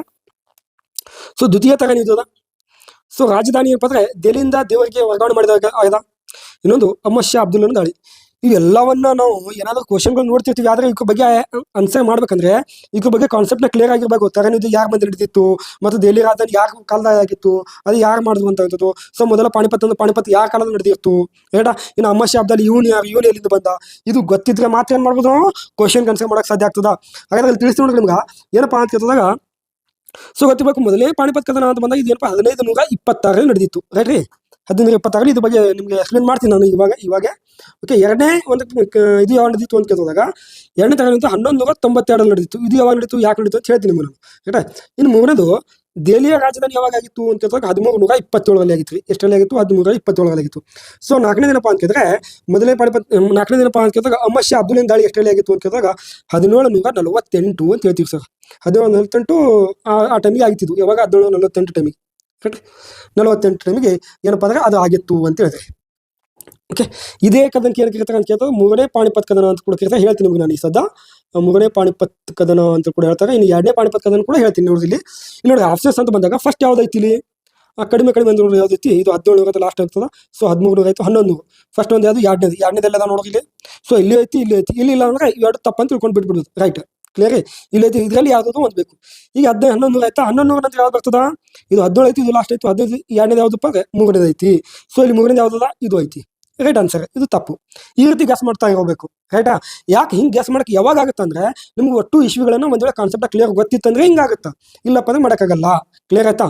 ಓಕೆ, ಇವಾಗ ಆನ್ಸರ್ ಏನಾಗುತ್ತೆ ಅಂತ ಕೇಳಿದ್ರೆ 2, 3, 1, 4 ಅಂದ್ರೆ ನೋಡ್ರಿ ಎರಡು ಯಾವುದು? ಓಕೆ, ದ್ವಿತೀಯ ತರನ ಯುದ್ಧ ಅಂತ ಒಂದು. ರೈಟ್ ರೀ. ಸೊ ಏನಪ್ಪ ಮೂರನೇದು ರಾಜಧಾನಿ ವರ್ಗಾವಣೆ. ಇನ್ನೊಂದು ಒಂದನೇದು 1576 ಯಾರು? ಪಾಣಿಪತ್ ಕದನ. ಸೊ ನಾಲ್ಕನೇ ಏನಪ್ಪ ಅಂತಂದ್ರೆ ದಾಳಿ, ಅಹ್ಮದ್ ಶಾ ಅಬ್ದುಲ್ಲನ ಒಂದು ದಾಳಿ ಅಂತ ಹೇಳ್ತೀವಿ. ಸೊ ಇದೇನಪ್ಪ ಕಾಲಾನುಕ್ರಮ ಆಯ್ತು. ಕ್ಲಿಯರ್. ಹಾಗಾದ್ರೆ ಈಗ ಒಂದೊಂದಾಗಿ ನೋಡ್ಕೊತಾ ಹೋಗೋಣ. ಒಂದೊಂದಾಗಿ ಏನಪ್ಪ ಪಾಣಿಪತ್ ಕದನ ಯಾವ ನಡೀತು, ಯಾರ ಮಧ್ಯೆ ನಡೀತು ಅಂತ ಸ್ವಲ್ಪ ನೋಡ್ಕೊತಾ ಹೋಗೋಣ ನೋಡ್ರಿ ಇಲ್ಲಿ. ಓಕೆ, ನೋಡಲಿ ಮೊದಲನೇ ಪಾಣಿಪತ್ ಕದನ ಅಂತ ಬಂದಾಗ ಮೊದಲನೇ ಯಾವುದು? ಪಾಣಿಪತ್ ಕದನ ಅಲ್ಲ. ಓಕೆ, ಮೊದಲನೇ ಪಾಣಿಪತ್ ಕದನ ಅಂತ ನಾವು ನೋಡ್ತೀವಿ ಸರ್. ನೋಡ್ರಿ ಇಲ್ಲಿ ಯಾವ ಪಾಣಿಪತ್ ಕದನ ಅಂತ ಇಲ್ಲಿ 1526 ನಡೆದಿರ್ತಕ್ಕಂಥದ್ದು ಪಾಣಿಪತ್ ಕದನ. ಏಪ್ರಿಲ್ 21 ಅಂತ ನಡೆದಿರ್ತದ. ಸೊ ಇದು ಯಾಕಪ್ಪ ಅಂತ ಕೇಳಿದ್ರೆ ಬಾಬರ್ ಅಂತ ಒಬ್ಬ ವ್ಯಕ್ತಿ ಸರ್. ಈ ಬಾಬರ್ ಯಾಪ ಅಂದ್ರೆ ಮೊಘಲರ ವ್ಯಕ್ತಿ. ಇವ ಯಾರ ವ್ಯಕ್ತಿ? ಮೊಘಲರ ವ್ಯಕ್ತಿ ಅಂತ ಬರ್ತದೆ ಸರ್. ಬಾಬರ ವರ್ಚಸ್ಸ ಭಾರತದಲ್ಲಿ ಇರ್ತಕ್ಕಂಥ ಲೋಧಿ ಸಂತತಿಯ ವ್ಯಕ್ತಿ ಯಾಪ ಅಂತ ಕೇಳಿದ್ರೆ ಲೋಧಿ ಸಂತತಿಯ ಕೊನೆಯ ವ್ಯಕ್ತಿ ಯಾಪ ಅಂತ ಕೇಳ್ತದಾಗ ಕೊನೆಯ ವ್ಯಕ್ತಿ ಇಬ್ರಾಹಿಂ ಲೋಧಿ ಅಂತ ಬರ್ತಾನೆ. ಯಾವ ಲೋಧಿ? ಇಬ್ರಾಹಿಂ ಲೋಧಿ. ಈ ಇಬ್ರಾಹಿಂ ಲೋಧಿ ಇಬ್ಬರ ಮಧ್ಯೆ ನಡೆದಿರ್ತಕ್ಕಂಥ ಕದನ ಯಾವುದು ಅಂತ ಕೇಳಿದ್ರೆ ಒಂದನೇ ಪಾಣಿಪತ್ ಕದನ ಅಂತ ಬರ್ತದೆ ಸರ್. ಯಾವ ಪಾಣಿಪತ್? ಸೊ ಪಾಣಿಪತ್ ಎಲ್ಲಿ ಬರ್ತದ ಅಂತ ಕೇಳಿದ್ರೆ ಗೊತ್ತಿರಬೇಕು, ಹರಿಯಾಣದಲ್ಲಿ ಬರ್ತದೆ ಸರ್. ಇದು ಹರಿಯಾಣದಲ್ಲಿ ಗೊತ್ತಿರಬೇಕು. ಓಕೆ, ಈ ಕದನದ ನಂತರ ಏನಾಗಿತ್ತು ಅಂತ ಕೇಳಿದಾಗ ಭಾರತದಲ್ಲಿ ಏನಾಗಿತ್ತು ಅಂತ ಕೇಳಿದ್ರೆ ಮೊಘಲ ಸಾಮ್ರಾಜ್ಯವನ್ನು ಸ್ಥಾಪನೆ ಆಗಿತ್ತು. ಯಾವ ಸಾಮ್ರಾಜ್ಯ? ಮೊಘಲ ಸಾಮ್ರಾಜ್ಯವನ್ನ ಸ್ಥಾಪನೆ ಆಗಿತ್ತು. ಸೊ ಇದ್ರ ಬಗ್ಗೆ ನಿಮಗೆ ನಾನು ಫಸ್ಟ್ ಕ್ಲಾಸ್ ಸೆಕೆಂಡ್ ಕ್ಲಾಸ್ ಅದ್ರ ಬಗ್ಗೆ ಡೀಟೇಲ್ ಆಗಿ ಹೇಳ್ಕೊಟ್ಟಿನಿ. ನಾನು ಈ ಬಾಬರ್ನ ಬಗ್ಗೆ ಒಂದು ಕ್ವಶನ್ ತೊಗೊಂಡು ಅದ್ರ ಬಗ್ಗೆ ಹೇಳ್ಕೊಟ್ಟಿನಿ ನಾನು. ಬಾಬರ್ ಬಗ್ಗೆ ಇಲ್ಲಿ ಬಾಬರ್ ಬಗ್ಗೆ ಏನು ಮಾಡಲ್ಲ, ಜಾಸ್ತಿ ಎಕ್ಸ್ಪ್ಲೇಷನ್ ಮಾಡಲ್ಲ, ಅಲ್ಲಿ ಆಲ್ರೆಡಿ ಹೇಳ್ಕೊಟ್ಟಿದ್ದೈತಿ. ಇದರ ನಂತರ ಭಾರತದಲ್ಲಿ ಏನಾಯ್ತು? ಮೊಘಲ ಸಾಮ್ರಾಜ್ಯ ಸ್ಥಾಪನೆ ಆಯಿತು. ಕ್ಲಿಯರ್ ಆಗಿ ಗೊತ್ತಿರಬೇಕು. ರೈಟಾ? ಮೊಘಲ ಸಾಮ್ರಾಜ್ಯ ಸ್ಥಾಪನೆ ಆಯಿತು. ಇಲ್ಲಿ ಈ ದಾಳಿ ಏನಂದ್ರೆ ಅಂದ್ರೆ ದೆಹಲಿ ಸಾಮ್ರಾಜ್ಯ ಏನಾಯ್ತು? ದೆಹಲಿ ಸಾಮ್ರಾಜ್ಯ ಅಂದ್ರೆ ದೆಹಲಿ ಸುಲ್ತಾನರ ಸಾಮ್ರಾಜ್ಯ ಏನಾಯ್ತು? ಅವನತಿ ಆಯಿತು.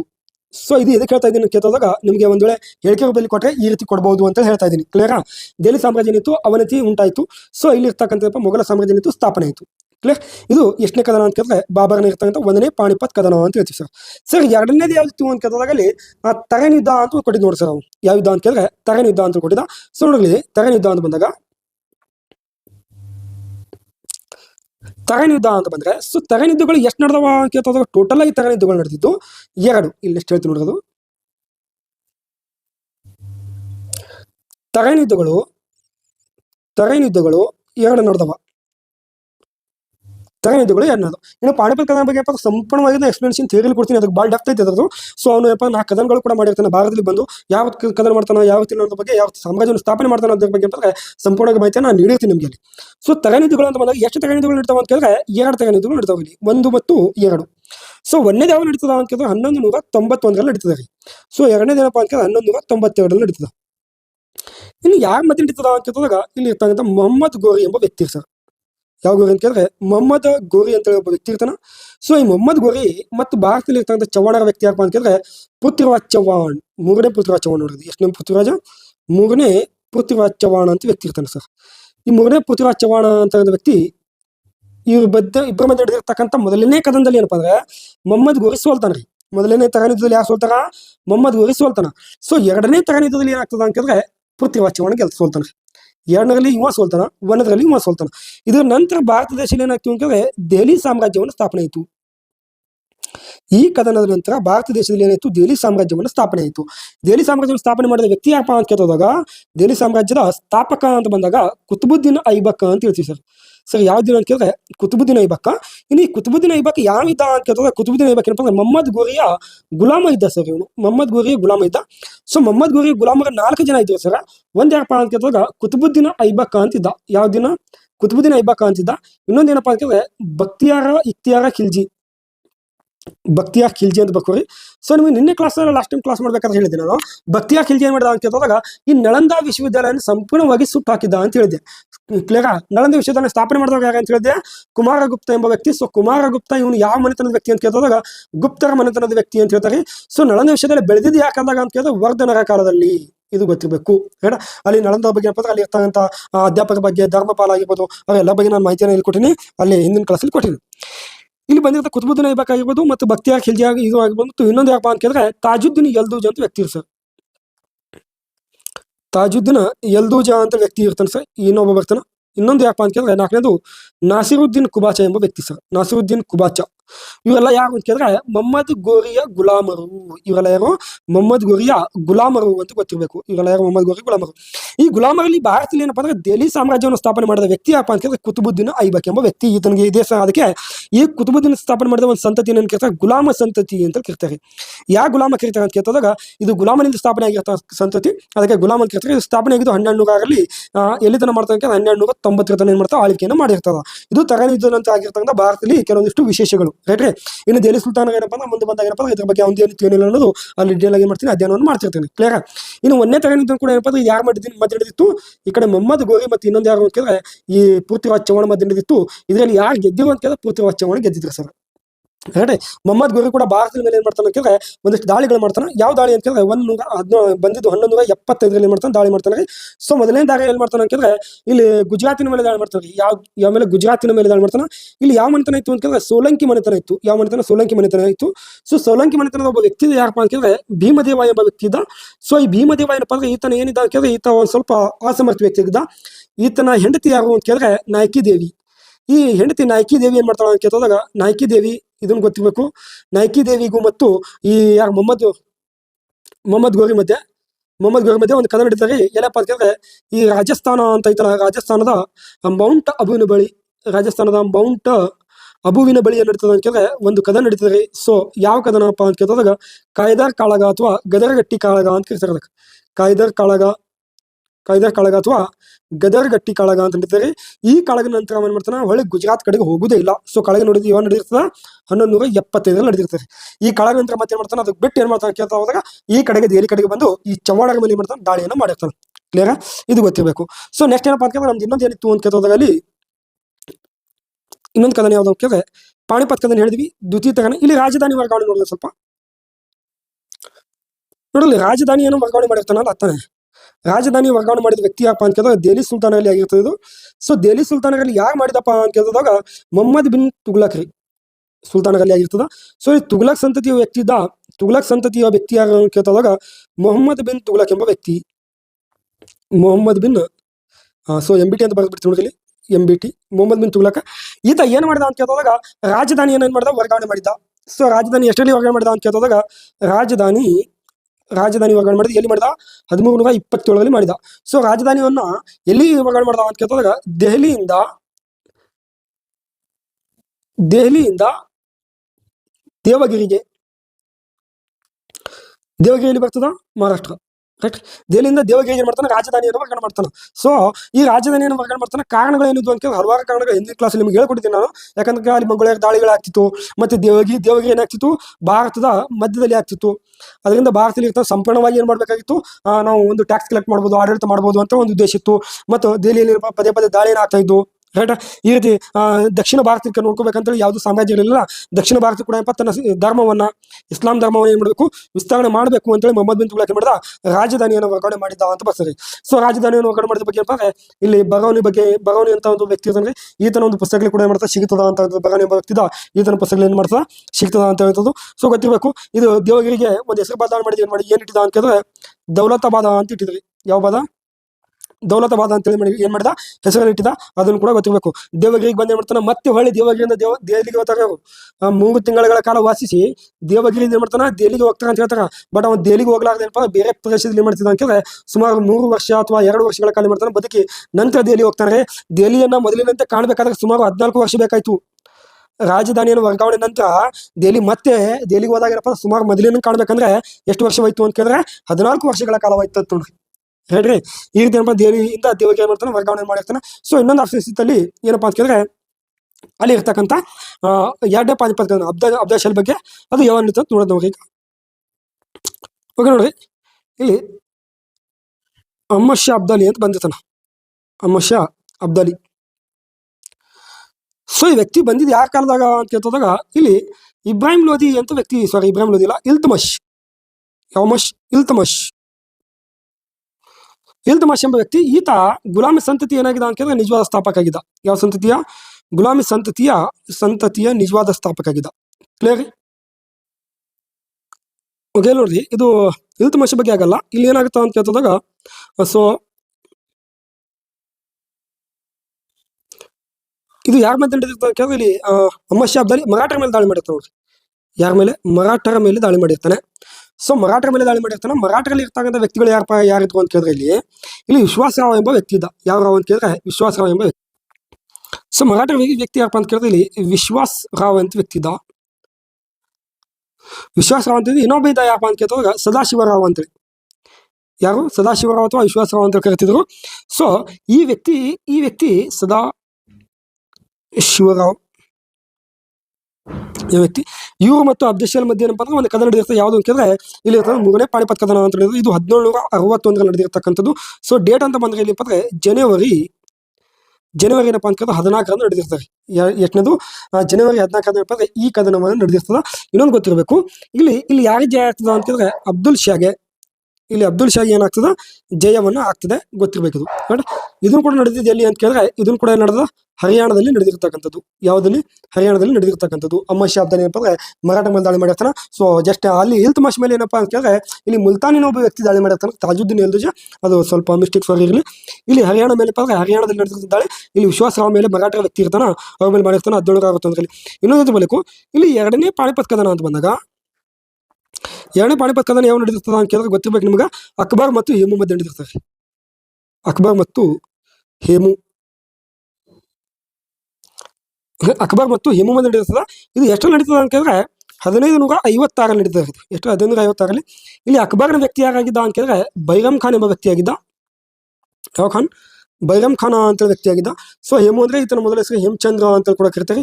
ಈತನ ಮಧ್ಯೆ ನಡೆದಿತ್ತು. ಸರ್ ಇದು ಎದಕ್ಕಂತ ಕೇಳಿದ್ರೆ ಯಾವಾಗ ಹುಮಾಯೂನ್ ಏನಾಗಿರ್ತಾನೆ ಅಂತ ಕೇಳಿದ್ರೆ ನಿಧನ ಹೊಂದಿದಾಗ, ಹುಮಾಯೂನ್ ನಿಧನ ನಂತರ ಇವ ಎಲ್ಲಿ ಇರ್ತಾನೆ ಅಂತ ಕೇಳಿದ್ರೆ ಅಲ್ಲಿ ಕರ್ನೂಲ್ ಅಂತ ಒಂದು ಪ್ರದೇಶ. ಇದು ಯಾವುದು? ಕಲ್ನೂರು ಎಂಬ ಪ್ರದೇಶದಲ್ಲಿ ಈತನಿಗೆ ಏನ್ ಮಾಡ್ತಾರೆ, ಸಿಂಹಾಸನವನ್ನಾಗಿರ್ತದ. ಅವಾಗ ಇವನು ದೆಹಲಿಗೆ ಬರ್ಬೇಕಾದ್ರೆ ದೆಹಲಿಯಲ್ಲಿ ಯಾರು ಆಳ್ವಿಕೆ ಮಾಡ್ತಿದ್ರು ಅಂತ ಕೇಳಿದ್ರೆ ಹೇಮು ಎಂಬ ವ್ಯಕ್ತಿ ಆಳ್ವಿಕೆ ಮಾಡ್ತಿದ್ದ. ದೆಹಲಿ ಸುಲ್ತಾನವನ್ನ ಮೊಘಲ ಸಾಮ್ರಾಜ್ಯ ಆಳಿರ್ತಕ್ಕಂಥ ವ್ಯಕ್ತಿ ಏಕೈಕ ಹಿಂದೂ ವ್ಯಕ್ತಿ ಯಾರಂತ ಕೇಳಿದ್ರೆ ಹೇಮು ಎಂಬ ವ್ಯಕ್ತಿ. ಯಾವಾಗ ಹುಮಾಯೂನ್ ನಿಧನ ನಂತರ ಇಲ್ಲಿ ದೆಹಲಿಯಲ್ಲಿ ಯಾರು ಆಳ್ತಿರ್ತಾರೆ? ಹೇಮು ಆಳ್ತಿರ್ತಾನ. ನಂತರ ಏನಪ್ಪಾ ಅಂತ ಕೇಳಿದ್ರೆ ಈ ಬೈರಮ್ ಖಾನ್ ಏನ್ ಮಾಡ್ತಾನ ಅಂತ ಕೇಳಿದಾಗ ಅಕ್ಬರ್ನ ಮುಂದೆ ಹಾಕಿಕೊಂಡು ಬಂದು ಏನ್ ಮಾಡ್ತಾನೆ 1556 ಈ 2ನೇ ಪಾಣಿಪತ್ ಕದನದಲ್ಲಿ ಹೇಮುನನ್ನ ಏನ್ ಮಾಡ್ತಾನೆ, ಸೋಲಿಸಿ ಮತ್ತೆ ಅಕ್ಬರ್ ಏನ್ ಮಾಡ್ತಾನ, ಅಧಿಕಾರಕ್ಕೆ ತಂದು ಬಿಡ್ತಾನ. ಹೇಳ್ರಿ. ಇಲ್ಲಿ ಹೇಮು ಏನಪ್ಪಾ ಅಂದ್ರೆ ಆನೆ ಮೇಲೆ ಕುಳಿತು ಹೊಂಟಿರ್ತಾನ್ರಿ. ಆ ಆನೆ ಮೇಲೆ ಕುಳಿತು ಹೋಗಬೇಕಾದ್ರೆ ಅಲ್ಲಿ ಏನಪ್ಪ ಅಂದ್ರೆ ಆತನ ಕಣ್ಣಿಗೆ ಒಂದು ಬಾಣದ ಬರ್ಚಿಯನ್ನು ಹಾಕಿಕೊಂಡು ಆತನ ನಿಧನ ನಂತರ ಅಂದ್ರೆ ಈ ಪಾಣಿಪತ್ ಕದನದಲ್ಲಿ ಯಾರು ಗೆಲ್ತಾರ ಅಂತ ಕೇಳಿದಾಗ ಅಕ್ಬರ್ ಎಂಬ ವ್ಯಕ್ತಿ ಗೆದ್ದು ಮುಂದೆ ಏನ್ ಮಾಡ್ತಾನೆ, ಅಕ್ಬರ್ ಏನ್ ಮಾಡ್ತಾನೆ, ಆ ಅಧಿಕಾರಕ್ಕೆ ಬಂದಿರ್ತಾನ ಅಂತಕ್ಕಂಥದ್ದು. ಸೊ ಇನ್ನೊಂದು ಗೊತ್ತಿರಬೇಕು, ಅಕ್ಬರ್ ಏನಪ್ಪಾ ಅಂತ ಕೇಳಿದ್ರೆ ಈತನ ಸಿಂಹಾಸನ ಎದರ ಮೇಲೆ ಆಗಿದೆ ಅಂತ ಕೇಳಿದ್ರೆ ಇಟ್ಟಗಿಯ ಸಿಂಹಾಸನದ ಮೇಲೆ. ಇದನ್ನು ಕೂಡ ಗೊತ್ತಿರಬೇಕು. ಇಟ್ಟಗಿಯ ಸಿಂಹಾಸನದ ಮೇಲೆ ಏನಾಗ್ಯದ, ಪಟ್ಟಾಭಿಷೇಕ ಆಗ್ಯದ್ರಿ. ಇಟಗಿ ಸಿಂಹಾಸನದ ಮೇಲೆ ಪಟ್ಟಾಭಿಷೇಕ ಮಾಡಿಕೊಂಡಿರ್ತಕ್ಕಂಥ ಏಕೈಕ ಮೊಘಲ ವ್ಯಕ್ತಿ ಯಾರಪ್ಪ ಅಂತ ಕೇಳಿದ್ರೆ ಈತನು, ಗೊತ್ತಿರಬೇಕು. ಪಟ್ಟಾಭಿಷೇಕ ಪಟ್ಟಾಭಿಷೇಕ ಮಾಡಿಕೊಂಡ, ಇದನ್ನು ಕೂಡ ಗೊತ್ತಿರ್ಬೇಕು ನಿಮಗೆ ರೈಟಾ. ಯಾಕಂದ್ರೆ ಅವಾಗ ಏನಪ್ಪಾ ಅಂದ್ರೆ ಹೇಮು ಎಲ್ಲವನ್ನ ಕಳೆದುಕೊಂಡಿದ್ದ, ಎಲ್ಲವನ್ನ ಸಾಮ್ರಾಜ್ಯವನ್ನು ಕಳೆದುಕೊಂಡಿದ್ದ. ಅಲ್ಲಿ ಸಾಮ್ರಾಜ್ಯವನ್ನು ಸೃಷ್ಟಿ ಮಾಡಕ್ಕೆ ಏನಪ್ಪ ಹೊಂಟಿರ್ತಾನಲ್ಲ, ಅದಕ್ಕೇನಪ್ಪ ಪಟ್ಟವನ್ನು ಏನ್ ಮಾಡ್ತಾನ ಅಂತ ಕೇಳಿದಾಗ ಈ ಒಂದು ಇಟ್ಟಿಗೆ ಒಂದು ಸಿಂಹಾಸನ ಮೇಲೆ ಏನ್ ಮಾಡ್ತಾನ, ಪಟ್ಟಾಭಿಷೇಕ ಮಾಡ್ಕೊಂಡು ಪುನಃ ದೆಹಲಿ ಕಡೆಗೆ ಬಂದಿರ್ತಾನೆ. ಕ್ಲಿಯರ್? ಓಕೆ, ನೋಡೋಣ ಈಗ ನೆಕ್ಸ್ಟ್ ಕ್ವಶನ್ ಹೋಗೋಣ.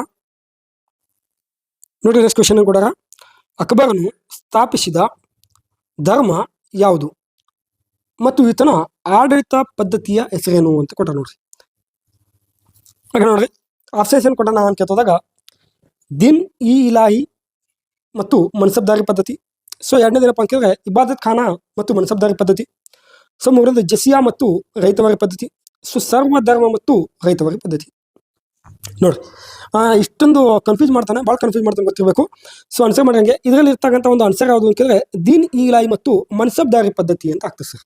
ಆನ್ಸರ್ ಯಾವುದು? ದೀನ್ ಇಲಾಹಿ ಅಂತ ಮತ್ತು ಮನ್ಸಬ್ದಾರಿ ಪದ್ಧತಿ.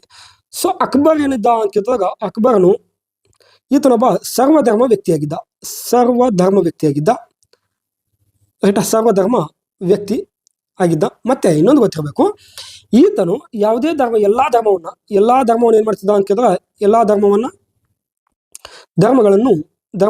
ಸಹಿಷ್ಣುತೆಯಿಂದ ಕಾಣುತ್ತಿದ್ದ. ಇದು ಎಲ್ಲ ಯಾಕೆ ಹೇಳ್ತಾ ಇದ್ದೀನಿ ಅಂತ ಕೇಳಿದ್ರೆ ಹೇಳಿಕೆಯಲ್ಲಿ ಕೇಳಬಹುದು. ರೈಟಾ, ಅಕ್ಬರನು ಸರ್ವಧರ್ಮ ವ್ಯಕ್ತಿಯಾಗಿದ್ದ, ಎಲ್ಲಾ ಧರ್ಮಗಳಪ್ಪ ಸಹಿಷ್ಣುತೆಯಿಂದ ಕಾಣುತ್ತಿದ್ದ. ಸೊ ಈತನ ಕಾಲದಲ್ಲಿ ಏನಪ್ಪ ಅಂದ್ರೆ ಎಲ್ಲಾ ಧರ್ಮದವರಿಗೆ ಏನಿತ್ತು, ಎಲ್ಲಾ ಧರ್ಮದವರಿಗೆ ಧರ್ಮ ಪ್ರಚಾರದ ಅವಕಾಶ ಇತ್ತು.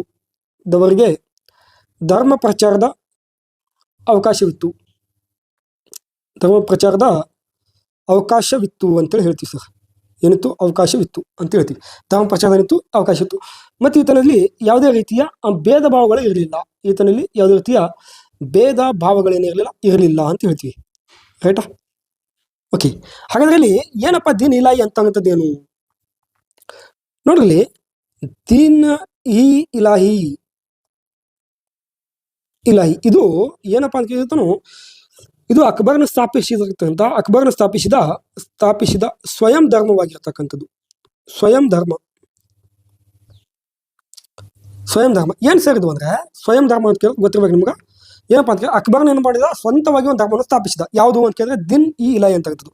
ಸೊ ಈ ಧರ್ಮ ಯಾಕೆ ಸ್ಥಾಪನೆ ಮಾಡಿದ ಅಂತ ಕೇಳಿದ್ರೆ ಜಗತ್ತಿನಲ್ಲಿ ಏನ್ ಮಾಡಬೇಕು, ಜಗತ್ತಿನಲ್ಲಿ ಶಾಂತಿಯನ್ನ ಮೂಡಿಸುವ ಸಲುವಾಗಿ, ಶಾಂತಿ ಮತ್ತು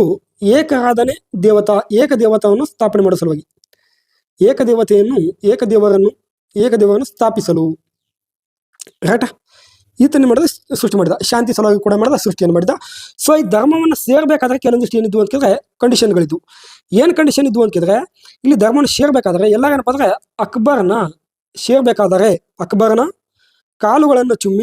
ಕಾಲುಗಳನ್ನು ಅಥವಾ ಮುಟ್ಟಿ ಅಂತ ಹೇಳ್ತಾರೆ. ಆ ಕಾಲುಗಳನ್ನು ಮುಟ್ಟಿ ಅಲ್ಲಾಹು ಅಕ್ಬರ್ ಅನ್ಬೇಕಾಗಿತ್ತು. ಬಹಳ ಇಂಪಾರ್ಟೆಂಟ್ ಇದು. ಅಲ್ಲಾಹು ಅಕ್ಬರ್ ಅನ್ಬೇಕಾಗಿತ್ತು. ಅವಾಗ ಅವ್ರು ಈ ಧರ್ಮವನ್ನು ಸ್ವೀಕಾರ ಮಾಡ್ದಂಗ ಅಂತ ಒಂದು ಅರ್ಥ ಆಯ್ತದು. ಆದ್ರೆ ಈ ಧರ್ಮ ಏನಾಗ್ಲಿಲ್ಲ ಅಂತ ಕೇಳಿದ್ರೆ ಯಶಸ್ವಿ ಆಗಲಿಲ್ಲ. ಇದಕ್ಕ ಏನ್ ಕೇಳ್ತಾರೆ ಅಂತ ಕೇಳಿದ್ರೆ ವಿಫಲತೆಯ ಸಂಕೇತ ಅಂತ ಕೇಳ್ತಾರೆ. ದಿನ್ ಇಲಾಹಿಯನ್ನ ಗೊತ್ತಿರಬೇಕು. ದಿನ್ ಇಲಾಹಿಯನ್ನ ವಿಫಲತೆಯ ಸಂಕೇತ, ಎದು ಸಂಕೇತ ಅಂತ ಕೇಳಿದ್ರೆ ವಿಫಲತೆಯ ಸಂಕೇತ ಅಂತ ಈ ರೆಡ್ಡಲ್ಲಿ ಬರ್ತೀವಿ ಗೊತ್ತಿರಲಿ. ವಿಫಲತೆಯ ಸಂಕೇತ ಅಂತ ಕರಿತಾರೆ. ಇದಕ್ಕೆ ಯಾವ ಸಂಕೇತ ಅಂತ ಕೇಳಿದ್ರೆ ವಿಫಲತೆಯ ಸಂಕೇತ. ಯಾಕೆ ವಿಫಲತೆಯ ಸಂಕೇತ ಅಂತ ಕೇಳ್ತಾರೆ ಅಂತ ಕೇಳಿದ್ರೆ ಈ ಧರ್ಮ ಏನಾಗಲಿಲ್ಲ, ಸಫಲ ಆಗ್ಲಿಲ್ಲ. ಏನಾಯ್ತು ಅಂತ ಕೇಳಿದ್ರೆ ವಿಫಲತೆ ಆಯ್ತು ಅಂತ ಹೇಳ್ತಾರೆ ಸರ್. ಯಾಕೆ ವಿಫಲತೆ ಆಯ್ತು ಅಂದ್ರೆ ಇಲ್ಲಿ ಬರ್ತೀವಿ ನೋಡ್ರಿ. ಯಾಕೆ ವಿಫಲತೆ ಆಯ್ತು ಅಂತ ಕೇಳ್ತಾ ಹೋದಾಗ ಒಂದು ಗೊತ್ತಿರಬೇಕು, ಈ ಧರ್ಮದ ಧರ್ಮಗುರು ಇರಲಿಲ್ಲ.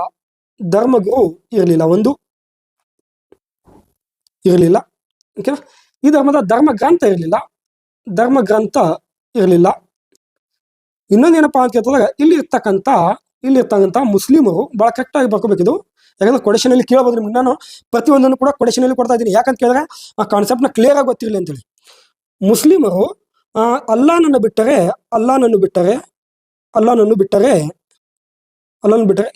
ಯಾರ ಮುಂದೆಯೂ ತಲೆ ಬಾಗುತ್ತಿರಲಿಲ್ಲ. ಅದಕ್ಕ ಈ ಧರ್ಮಕ್ಕೆ ಏನಪ್ಪಾ ಅಂದ್ರೆ ಹೋಗ್ಲಕ್ಕ ಬೇಡ ಅಂತ ಅಂದ್ರು. ಯಾಕಂತ ಕೇಳಿದ್ರೆ ಅವ್ರು ಕೇವಲ ಎಲ್ಲ ನಮ್ಮನ್ನು ತಲೆ ಬಾಗ್ತಿದ್ರು. ಬಟ್ ಇಲ್ಲಿ ಏನಿತ್ತು ಅಂತ ಕೇಳಿದ್ರೆ ಅಕ್ಬರ್ನ ಕಾಲಗಳನ್ನು ಮುಟ್ಟಿ, ಹಾಗಾದ್ರೆ ಇವ್ರ ಕಾಲ ಮುಟ್ಟಲ್ಲ, ಇವ್ ಬಗ್ಗಲ್ಲ, ಹಾಗೆ ಅವ್ರು ಹೋಗಲ್ಲ. ಕೆಲವು ಹಿಂದೂಗಳು ಕೂಡ ಏನ್ ಮಾಡ್ತಾರೆ ಅಂತ ಕೇಳಿದ್ರೆ ಅವ್ರು ಏನಪ್ಪ ಅಂದ್ರೆ ತಮ್ಮ ಧರ್ಮವನ್ನು ಬಿಟ್ಟು ಆ ಧರ್ಮಕ್ಕೆ ಹೋಗಲು ಇಷ್ಟಪಡಲಿಲ್ಲ. ಹಾಗಾಗಿ ಇಲ್ಲಿ ಏನಪ್ಪ ಅಂದ್ರೆ ಈ ಧರ್ಮಕ್ಕೆ ಏನಪ್ಪ ಅಂದ್ರೆ ಅತಿ ಹೆಚ್ಚು ಜನ ಏನಪ್ಪ ಇಲ್ಲಿ ಬಂದಿಲ್ಲ ಅಂತ ಹೇಳ್ತಾರೆ. ಸೊ ಈ ಧರ್ಮದಲ್ಲಿ ಸುಮಾರು ಏನಪ್ಪ ಅಂದ್ರೆ 18 ಜನ ಏನಪ್ಪ ಅಂದ್ರೆ ಸದಸ್ಯರಿದ್ರು. 18 ಸದಸ್ಯರು ಈ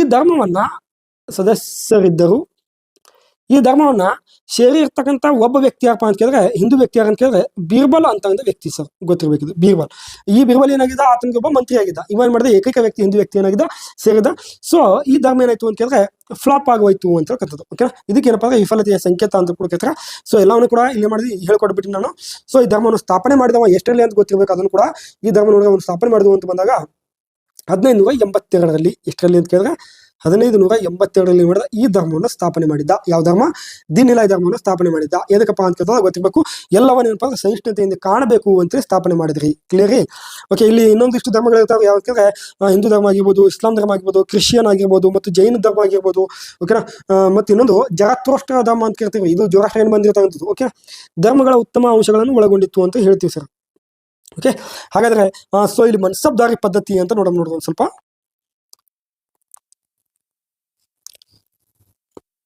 ಮನ್ಸಬ್ದಾರಿ ಪದ್ಧತಿ ಏನ್ ಸರ್? ಮನ್ಸಬ್ದಾರಿ ಪದ್ಧತಿ ಅಂದ್ರೆ ಇಲ್ಲಿ ಸೈನಿಕರ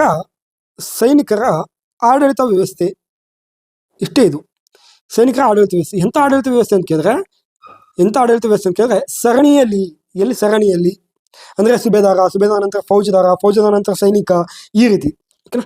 ಸೈನಿಕರಲ್ಲಿ ಏನಪ್ಪಾ ಅಂದ್ರೆ ಸೈನಿಕರಲ್ಲಿ ಮಾಡುವಂತ ಒಂದು ಸೈನಿಕರ ಶ್ರೇಣಿ ಅಂತ ಕೇಳ್ತೀವಿ. ಸೈನಿಕರಲ್ಲಿ ಮಾಡುವಂತ ಶ್ರೇಣಿ ಏನಪ್ಪಾ ಅಂದ್ರೆ ಇಲ್ಲಿ ಮನ್ಸಬ್ದಾರಿ ಪದ್ಧತಿ ಅಂತ ಕೇಳ್ತೀವಿ. ಇದನ್ನು ಕೂಡ ಏನ್ ಮಾಡ್ದ ಅಂತ ಕೇಳಿದ್ರೆ ಇದನ್ನು ಕೂಡ ಅವ್ನು ಮಾಡಿದ್ರೆ ಜಾರಿಗೆ ತಂದಿದ್ದ ಅಂತ ಹೇಳ್ತಾರೆ.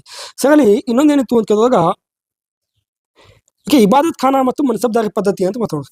ಸರ್ ಏನಪ್ಪ ಇಬಾದತ್ ಖಾನ ಅಂದ್ರೆ ನೋಡ್ರಿ. ಓಕೆ, ಇಬಾದತ್ ಖಾನ ಅಂತ ಬಂದಾಗ ನೋಡ್ರಿ, ಇಬಾದತ್ ಖಾನ ಇದು ಏನಿತ್ತು ಅಂತ ಕೇಳಿದ್ರೆ ಇದೊಂದು ಪ್ರಾರ್ಥನಾ ಮಂದಿರ ಇತ್ತು. ಪ್ರಾರ್ಥನಾ ಮಂದಿರ. ಓಕೆ ಸರ್, ಇದು ಎಲ್ಲಿತ್ತಪ್ಪ ಅಂತ ಕೇಳಿದ್ರೆ ಪ್ರಾರ್ಥನಾ ಮಂದಿರ ಎಲ್ಲಿತ್ತಪ್ಪ ಅಂತ ಕೇಳಿದಾಗ ಇದು ಎಲ್ಲಿ ನಿರ್ಮಾಣ ಮಾಡಿದ ಅಂತ ಕೇಳಿದ್ರೆ ಯಾವ ನಗರದಲ್ಲಿ ಅಂತ ಫತೇಪುರ್ ಸಿಕ್ರಿಯಲ್ಲಿ. ಯಾವ ಸಿಕ್ರಿ? ಫತೇಪುರ್ ಸಿಕ್ರಿಯಲ್ಲಿ ಏನ್ ಮಾಡಿದ? ನಿರ್ಮಾಣ ಮಾಡಿದ್ದ. ಸೊ ಫತೇಪುರ್ ಸಿಕ್ರಿಯಲ್ಲಿ ಏನ್ ಮಾಡಿದ ಅಂತ ಕೇಳಿದಾಗ ಗೊತ್ತಿರಬೇಕು. ಜಹಾಂಗೀರ್ ಮಹಲ್ ಸ್ಥಾಪನೆ ಮಾಡಿದ್ದ, ಬೀರ್ಬಲ್ ಮಹಲ್ ಸ್ಥಾಪನೆ ಮಾಡಿದ, ಜೋಧಾಬಾಯಿ ಮಹಲ್ ಸ್ಥಾಪನೆ ಮಾಡಿದ, ಪಂಚಮಹಲ್ ಸ್ಥಾಪನೆ ಮಾಡಿದ, ಇಬಾದತ್ ಖಾನ ಸ್ಥಾಪನೆ ಮಾಡಿದ, ಬುಲಂದ್ ದರ್ವಾಜಾ ಕೂಡ ಸ್ಥಾಪನೆ ಮಾಡಿದ್ದ. ಓಕೆ, ಅದನ್ನ ನೋಡೋಣ ನೆಕ್ಸ್ಟ್ ನಾನು ತಿಳಿಯಬೇಕಾದ್ರೆ ಹೇಳ್ತಿರ್ತೀನಿ.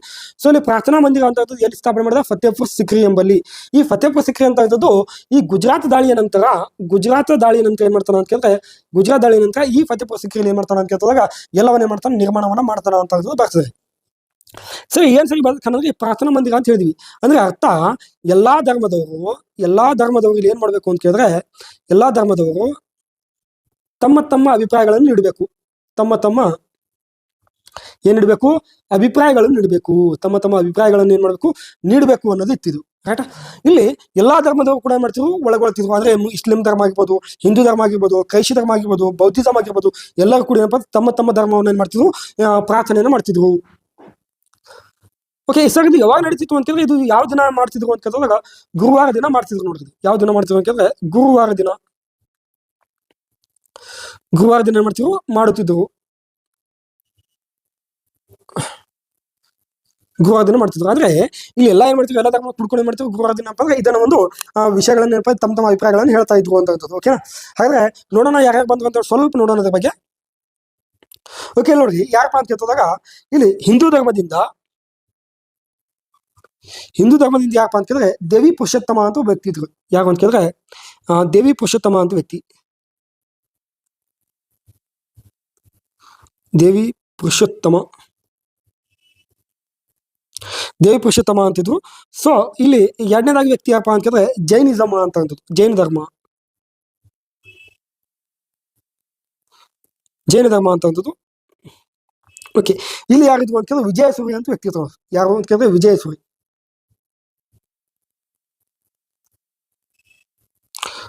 ಮತ್ತು ಹರಿ ವಿಜಯಸೂರಿ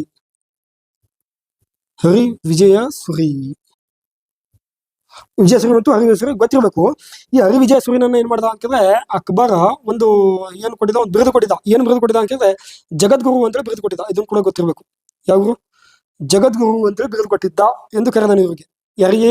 ಇಲ್ಲಿ ವಿಜಯಾರೇಶ್ವರಿಗೆ. ಇದನ್ನು ಕೂಡ ಗೊತ್ತಿರ್ಬೇಕು, ರೈಟಾ? ಓಕೆ, ನೆಕ್ಸ್ಟ್ ಏನಪ್ಪಾ ಅಂತ ಕೇಳಿದ್ರೆ ಯಾವ ಧರ್ಮ ಅಂತ ಕೇಳಿದ್ರೆ ಇಲ್ಲಿ ಹಿಂದೂ ಆಯ್ತು, ಜೈನಿಸಂ ಆಯ್ತು ಮತ್ತು ಇಸ್ಲಾಂ ಧರ್ಮ. ಇಸ್ಲಾಂ ಇವರೆಲ್ಲ ಏನ್ ಮಾಡ್ತಾರೆ ಅಂತ ಕೇಳಿದ್ರೆ ತಮ್ಮ ಧರ್ಮದ ಬಗ್ಗೆ ಹೇಳ್ತಾರೆ ಇಲ್ಲಿ, ಓಕೆನಾ? ಅಷ್ಟು ನೆನಪಿರ್ಬೇಕು ನಿಮ್ಗೆ. ಓಕೆ, ಏನ್ ಹೇಳ್ತಕ್ಕಂತ ನಾವು ಮುಂದೆ ತಿರುಗಿ ಹೇಳ್ಬೇಕಂತ ಹೇಳಿರ್ತೀನಿ, ರೈಟ್? ಇಸ್ಲಾಂ ಧರ್ಮದಲ್ಲಿ ಯಾರದ ಅಂತ ಕೇಳಿದ್ರೆ ಅಬುಲ್ ಫಜಲ್ ಎಂಬ ವ್ಯಕ್ತಿ ರೀ. ಅಬುಲ್ ಫಜಲ್ ಬಗ್ಗೆ ನಿಮ್ಗೆ ನಾನು ಸಾಕಷ್ಟು ಹೇಳಿದ್ದೀನಿ. ಯಾಕಂದ್ರೆ ಅಬುಲ್ ಫಜಲ್ ಬಗ್ಗೆ ಬರ್ದಿರ್ತಕ್ಕಂಥ ಕೃತಿ ಆಗಿರ್ಬೋದು, ಅಕ್ಬರನಾಮ ಆಗಿರ್ಬೋದು. ಸೊ ಅಬುಲ್ ಫಜಲ್ ಏನಾಗಿದೆ, ಆತನ ಪ್ರಧಾನಮಂತ್ರಿ ಆಗಿದೆ, ಅದನ್ನು ಕೂಡ ಹೇಳಿನಿ. ಈತನು ಬಾಬರ್ನಾಮ ಎಂಬ ಕೃತಿ ಏನ್ ಮಾಡಿದ ಅಂತ ಕೇಳಿದಾಗ ವರ್ಗಾವಣೆ ಮಾಡಿದ, ಅದನ್ನು ಕೂಡ ಹೇಳಿನಿ, ರೈಟ್? ಇವೆಲ್ಲ ನೆನಪಿರ್ಬೇಕು, ಹಿಂದಿನ ಬರ್ಕೋಬೇಕು. ಓಕೆ, ನೆಕ್ಸ್ಟ್ ಇನ್ನೊಂದು ಧರ್ಮ ಯಾವುದು ಅಂತ ಕೇಳಿದ್ರೆ ಕ್ರಿಶ್ಚಿಯನ್ ಧರ್ಮ ಅಂತ. ಕ್ರಿಶ್ಚಿಯನ್ ಧರ್ಮ, ರೈಟಾ? ಈ ಧರ್ಮದಲ್ಲಿ ಯಾರಪ್ಪ ಅಂತ ಕೇಳಿದಾಗ ಈ ಧರ್ಮದ ವ್ಯಕ್ತಿ ಅಂತ ಕೇಳಿದ್ರೆ ನೋಡ್ರಿ ಇಲ್ಲಿ ಯಾರಿದಪ್ಪ ಅಂತ ಕೇಳಿದಾಗ ದಸ್ತರ್ ಮೆಹಜ್ ಎಂಬ ವ್ಯಕ್ತಿ. ಸಾರಿ, ಎದರ್ ರುಡಾಫ್ ಎಂಬ ವ್ಯಕ್ತಿ ಇದು ನೋಡ್ರಿ. ಎದರ್ ರುಡಾಫ್ ಎಂಬ ವ್ಯಕ್ತಿ, ಎದರ್ ರುಡಾಲ್ಫ್ ಎಂಬ ವ್ಯಕ್ತಿ ಏನಪ್ಪಾ ಅಂದ್ರೆ ಎಲ್ಲಿ ಕ್ರಿಶ್ಚಿಯನ್ ಧರ್ಮದ ಇದ್ದ ಅಂತ ಹೇಳ್ತೀವಿ. ಸೊ ಇನ್ನೊಂದು ಧರ್ಮ ಇತ್ತು ಜೊರಾಸ್ಟ್ರೈನ್ ಧರ್ಮ ಅಂತೇಳಿ. ಇನ್ನೊಂದು ಧರ್ಮ ಯಾವುದು? ಜೊರಾಸ್ಟ್ರೈನ್ ಧರ್ಮ, ಜೊರಾಸ್ಟ್ರೈನ್ ಧರ್ಮ ಅಂತಿತ್ತು. ಸೊ ಈ ಧರ್ಮದ ವ್ಯಕ್ತಿ ಯಾರಾಗಿದ್ದ ಅಂತ ಕೇಳಿದಾಗ ನೋಡ್ರಿ, ಈ ಧರ್ಮದ ವ್ಯಕ್ತಿ ಅಂದ್ರೆ ದುಸ್ತರ್ ಮೆಹಜ್ ಎಂಬ ವ್ಯಕ್ತಿ ಆಗಿದ್ದ. ಯಾರಂತ ಕೇಳಿದ್ರೆ ದುಸ್ತರ್ ಮೆಹಜ್. ಇವನು ಕೆಲವೊಂದ್ ಕಡೆ ಮೆಹರ್ಜ್ ಕರೀತಾರೆ, ಕೆಲವೊಂದ್ ಕಡೆ ವಿಹರ್ಜ್ ಕೂಡ ಕರೀತಾರೆ, ಮತ್ತೆ ನೆನಪಿರಲಿ, ರೈಟ್? ಈ ಎಲ್ಲಾ ವ್ಯಕ್ತಿಗಳು ಏನಪ್ಪಾ ಅಂದ್ರೆ ಇಬಾದತ್ ಖಾನ ಎಂಬ ಪ್ರದೇಶದಲ್ಲಿ ಮಾಡ್ತಾರೆ, ಗುರುವಾರ ದಿವಸ ಕುಡ್ಕೊಂಡು ತಮ್ಮ ಧರ್ಮದ ಅಭಿಪ್ರಾಯಗಳನ್ನು ನೀಡ್ತಾ ಇರ್ತಾರೆ. ಇವೆಲ್ಲವನ್ನ ಕೇಳ್ಕೊಂಡು ಏನಪ್ಪಾ ಅಂದ್ರೆ ಅಲ್ಲಿ ಫೈನಲ್ ಡಿಸಿಷನ್ ಮಾಡೋ ವ್ಯಕ್ತಿ ಯಾರಾಗಿದ್ದ ಅಂತ ಕೇಳಿದಾಗ ಅಕ್ಬರ್ ಆಗಿದ್ದ. ಫೈನಲ್ ಏನ್ ಮಾಡ್ತಿದ್ದ ಅವನು? ಡಿಸಿಷನ್ ಮಾಡ್ತಿದ್ರಿ, ರೈಟ್ ರೀ? ಫೈನಲ್ ಮಾಡ್ತಿದ್ದ, ಡಿಸಿಷನ್ ಮಾಡ್ತಿದ್ದ, ಗೊತ್ತಿರ್ಬೇಕು ನಿಮ್ಗೆ, ಹೇಳ್ರಿ? ಹಾಗಾದ್ರೆ ಇಲ್ಲಿ ನೋಡ್ರಿ ಇನ್ನೊಂದು ಹೇಳ್ಬೋದು ಏನಪ್ಪಾ ಅಂತ ಕೇಳಿದಾಗ ಎಲ್ಲಾ ಒಂದು ಸಂಕೇತಗಳನ್ನು ಕೇಳ್ಕೊಂಡು ಎಲ್ಲಾ ಧರ್ಮದವ್ರು ಕೇಳ್ಕೊಂಡು ಈತನ ಡಿಸಿಷನ್ ಮಾಡಿದ ಈ ವ್ಯಕ್ತಿಯನ್ನ ಏನಾದ್ರು ಅನಕ್ಷರತೆ ಆಗಲು ಸಾಧ್ಯನಾ? ಹೇಳ್ತಾರೆ ನಮ್ಗೆ ಏನಪ್ಪಾ ಅಂದ್ರೆ ಅನಕ್ಷರತೆ ಆಗಿರ್ತಕ್ಕಂಥ ದೊರೆ ಯಾರಪ್ಪ ಅಂತ ಕೇಳಿದಾಗ ಅಕ್ಬರ್ ಅಂತ ಹೇಳ್ತಾರೆ. ಸೊ ಇದ್ರ ಬಗ್ಗೆ ನಾವು ಸ್ವಲ್ಪ ಏನೋ ಗಮನ ಇರಬೇಕು, ರೈಟಾ? ಗಮನ ಇರಬೇಕು. ಇವೆಲ್ಲ ತಿಳ್ಕೊಂಡು ಏನ್ ಮಾಡ್ತಿದ್ದ ಅವನೇ ಏನ್ ಮಾಡ್ತಿದ್ದ, ಅದ್ರ ಬಗ್ಗೆ ಏನ್ ಮಾಡ್ತಿದ್ದ, ಒಂದು ಡಿಸಿಷನ್ ತಗೋತಿದ್ದ, ಯಾವ್ದು ಸರಿ ಯಾವ್ದು ತಪ್ಪು ಅನ್ನೋದ್ರ ಮಾಡ್ತಿದ್ದ, ಅವ್ನು ಡಿಸಿಷನ್ ತೋತಿದ್ದ. ಯಾರು? ಅಕ್ಬರ್ ಎಂಬ ವ್ಯಕ್ತಿ ಡಿಸಿಷನ್ ತೋತಿದ್ದ. ಹಾಗಾದ್ರೆ ಅವನು ಎಂತ ವ್ಯಕ್ತಿ ಅನ್ನೋದು ಕೂಡ ಸೊ ಗೊತ್ತಿರ್ಬೇಕು. ಅವನು ಏನ್ ಮಾಡ್ದ, ಎಲ್ಲರನ್ನ ಯಾಕೆ ಇಟ್ಕೊಂಡಿದ್ದ ಅಂತ ಇತಿಹಾಸ ಹೇಳ್ತಾರ, ಎಲ್ಲಾ ಧರ್ಮದ ಬಗ್ಗೆ ತಿಳಿದುಕೊಳ್ಳಲು, ಎಲ್ಲಾ ಧರ್ಮದ ಬಗ್ಗೆ ತಿಳಿದುಕೊಳ್ಳಲು ಏನ್ ಮಾಡ್ತಿದ್ದ, ಇದನ್ನ ಇಡ್ತಿದ್ದ ಅಂತ ಕೂಡ ಕೆಲವರು ಹೇಳ್ತಾರೆ. ಇನ್ನು ಕೆಲವರು ಏನ್ ಹೇಳ್ತಾರ, ಏನಾದ್ರೂ ಅನಕ್ಷರತೆ ಇದ್ದಿದ್ದಂದ್ರೆ ಎಲ್ಲರ ಬಗ್ಗೆ ಯಾಕೆ ತಿಳ್ಕೊತಿದ್ದ? ಸೊ ಇನ್ನೊಂದು ಗೊತ್ತಿರ್ಬೇಕು, ಎಲ್ಲವನ್ನು ತಿಳ್ಕೊಂಡ ನಂತರ ಈ ಧರ್ಮಕ್ಕೆ ಇದೇ ಸರಿಯಾಗಿದೆ, ಅದೇ ಪಾಲನೆ ಮಾಡಿ ಅಂತೇಳಿ ಯಾಕೆ ಹೇಳ್ತಿದ್ದ, ರೈಟಾ? ಹಾಗಾಗಿ ಎಲ್ಲರಪ್ಪ ಒಂದಿಷ್ಟು ವಾದಗಳದಾವ. ಬಟ್ ನಮಗೇನ್ ಕೊಟ್ಟಾಗ ಅಂತ ಕೇಳಿದ್ರೆ ಈತ ಅನಕ್ಷರಸ್ಥ ವ್ಯಕ್ತಿ.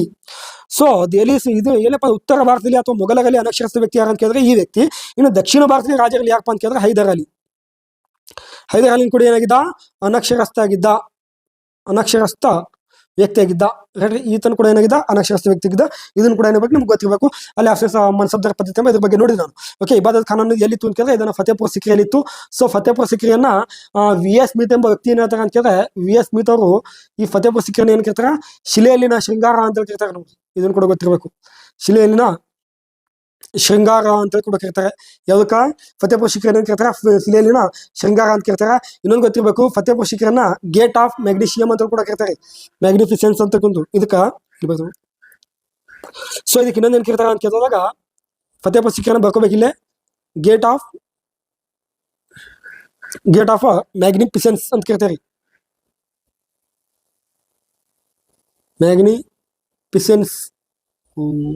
ಮ್ಯಾಗ್ನಿಫಿಸೆನ್ಸ್ ಅಂತ ಕೂಡ ಮಾಡ್ತಾರ, ಇದಕ್ಕೆ ಕರೀತಾರ. ಸೊ ಭವ್ಯವಾದ ಗೇಟ್ ಅಂತ ಅರ್ಥ. ಇದು ಅಂದ್ರೆ ಏನು?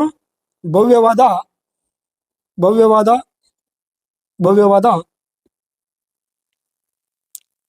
ಗೇಟ್,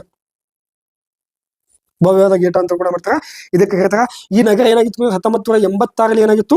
ವಿಶ್ವ ಪಾರಂಪರಿಕ ಪಟ್ಟಿಗೆ ಯುನೆಸ್ಕೋ ಏನಾಗಿತ್ತು ಅಂತ ಕೇಳಿದ್ರೆ ಸೇರಿತ್ತು. ಗೊತ್ತಿರಬೇಕು ಎಷ್ಟರಲ್ಲಿ? 1986 ಮಾಡ್ತಿದ್ರು, ವಿಶ್ವ ಪಾರಂಪರಿಕ ಪಟ್ಟಿಗೆ ಮಾಡಿದ್ರು, ಸೇರಿಸಿದ್ರು ಅಂತ ಕೂಡ ಅದನ್ನು ಕೂಡ ಏನಿರ್ಬೇಕು ಗೊತ್ತಿರ್ಬೇಕಂತಕ್ಕಂಥದ್ದು. ಇದೇನಪ್ಪಾ ಅಂತ ಕೇಳಿದ್ರೆ ಇಲ್ಲಿ ಇರ್ತಕ್ಕಂಥದ್ದು ಬಗ್ಗೆ.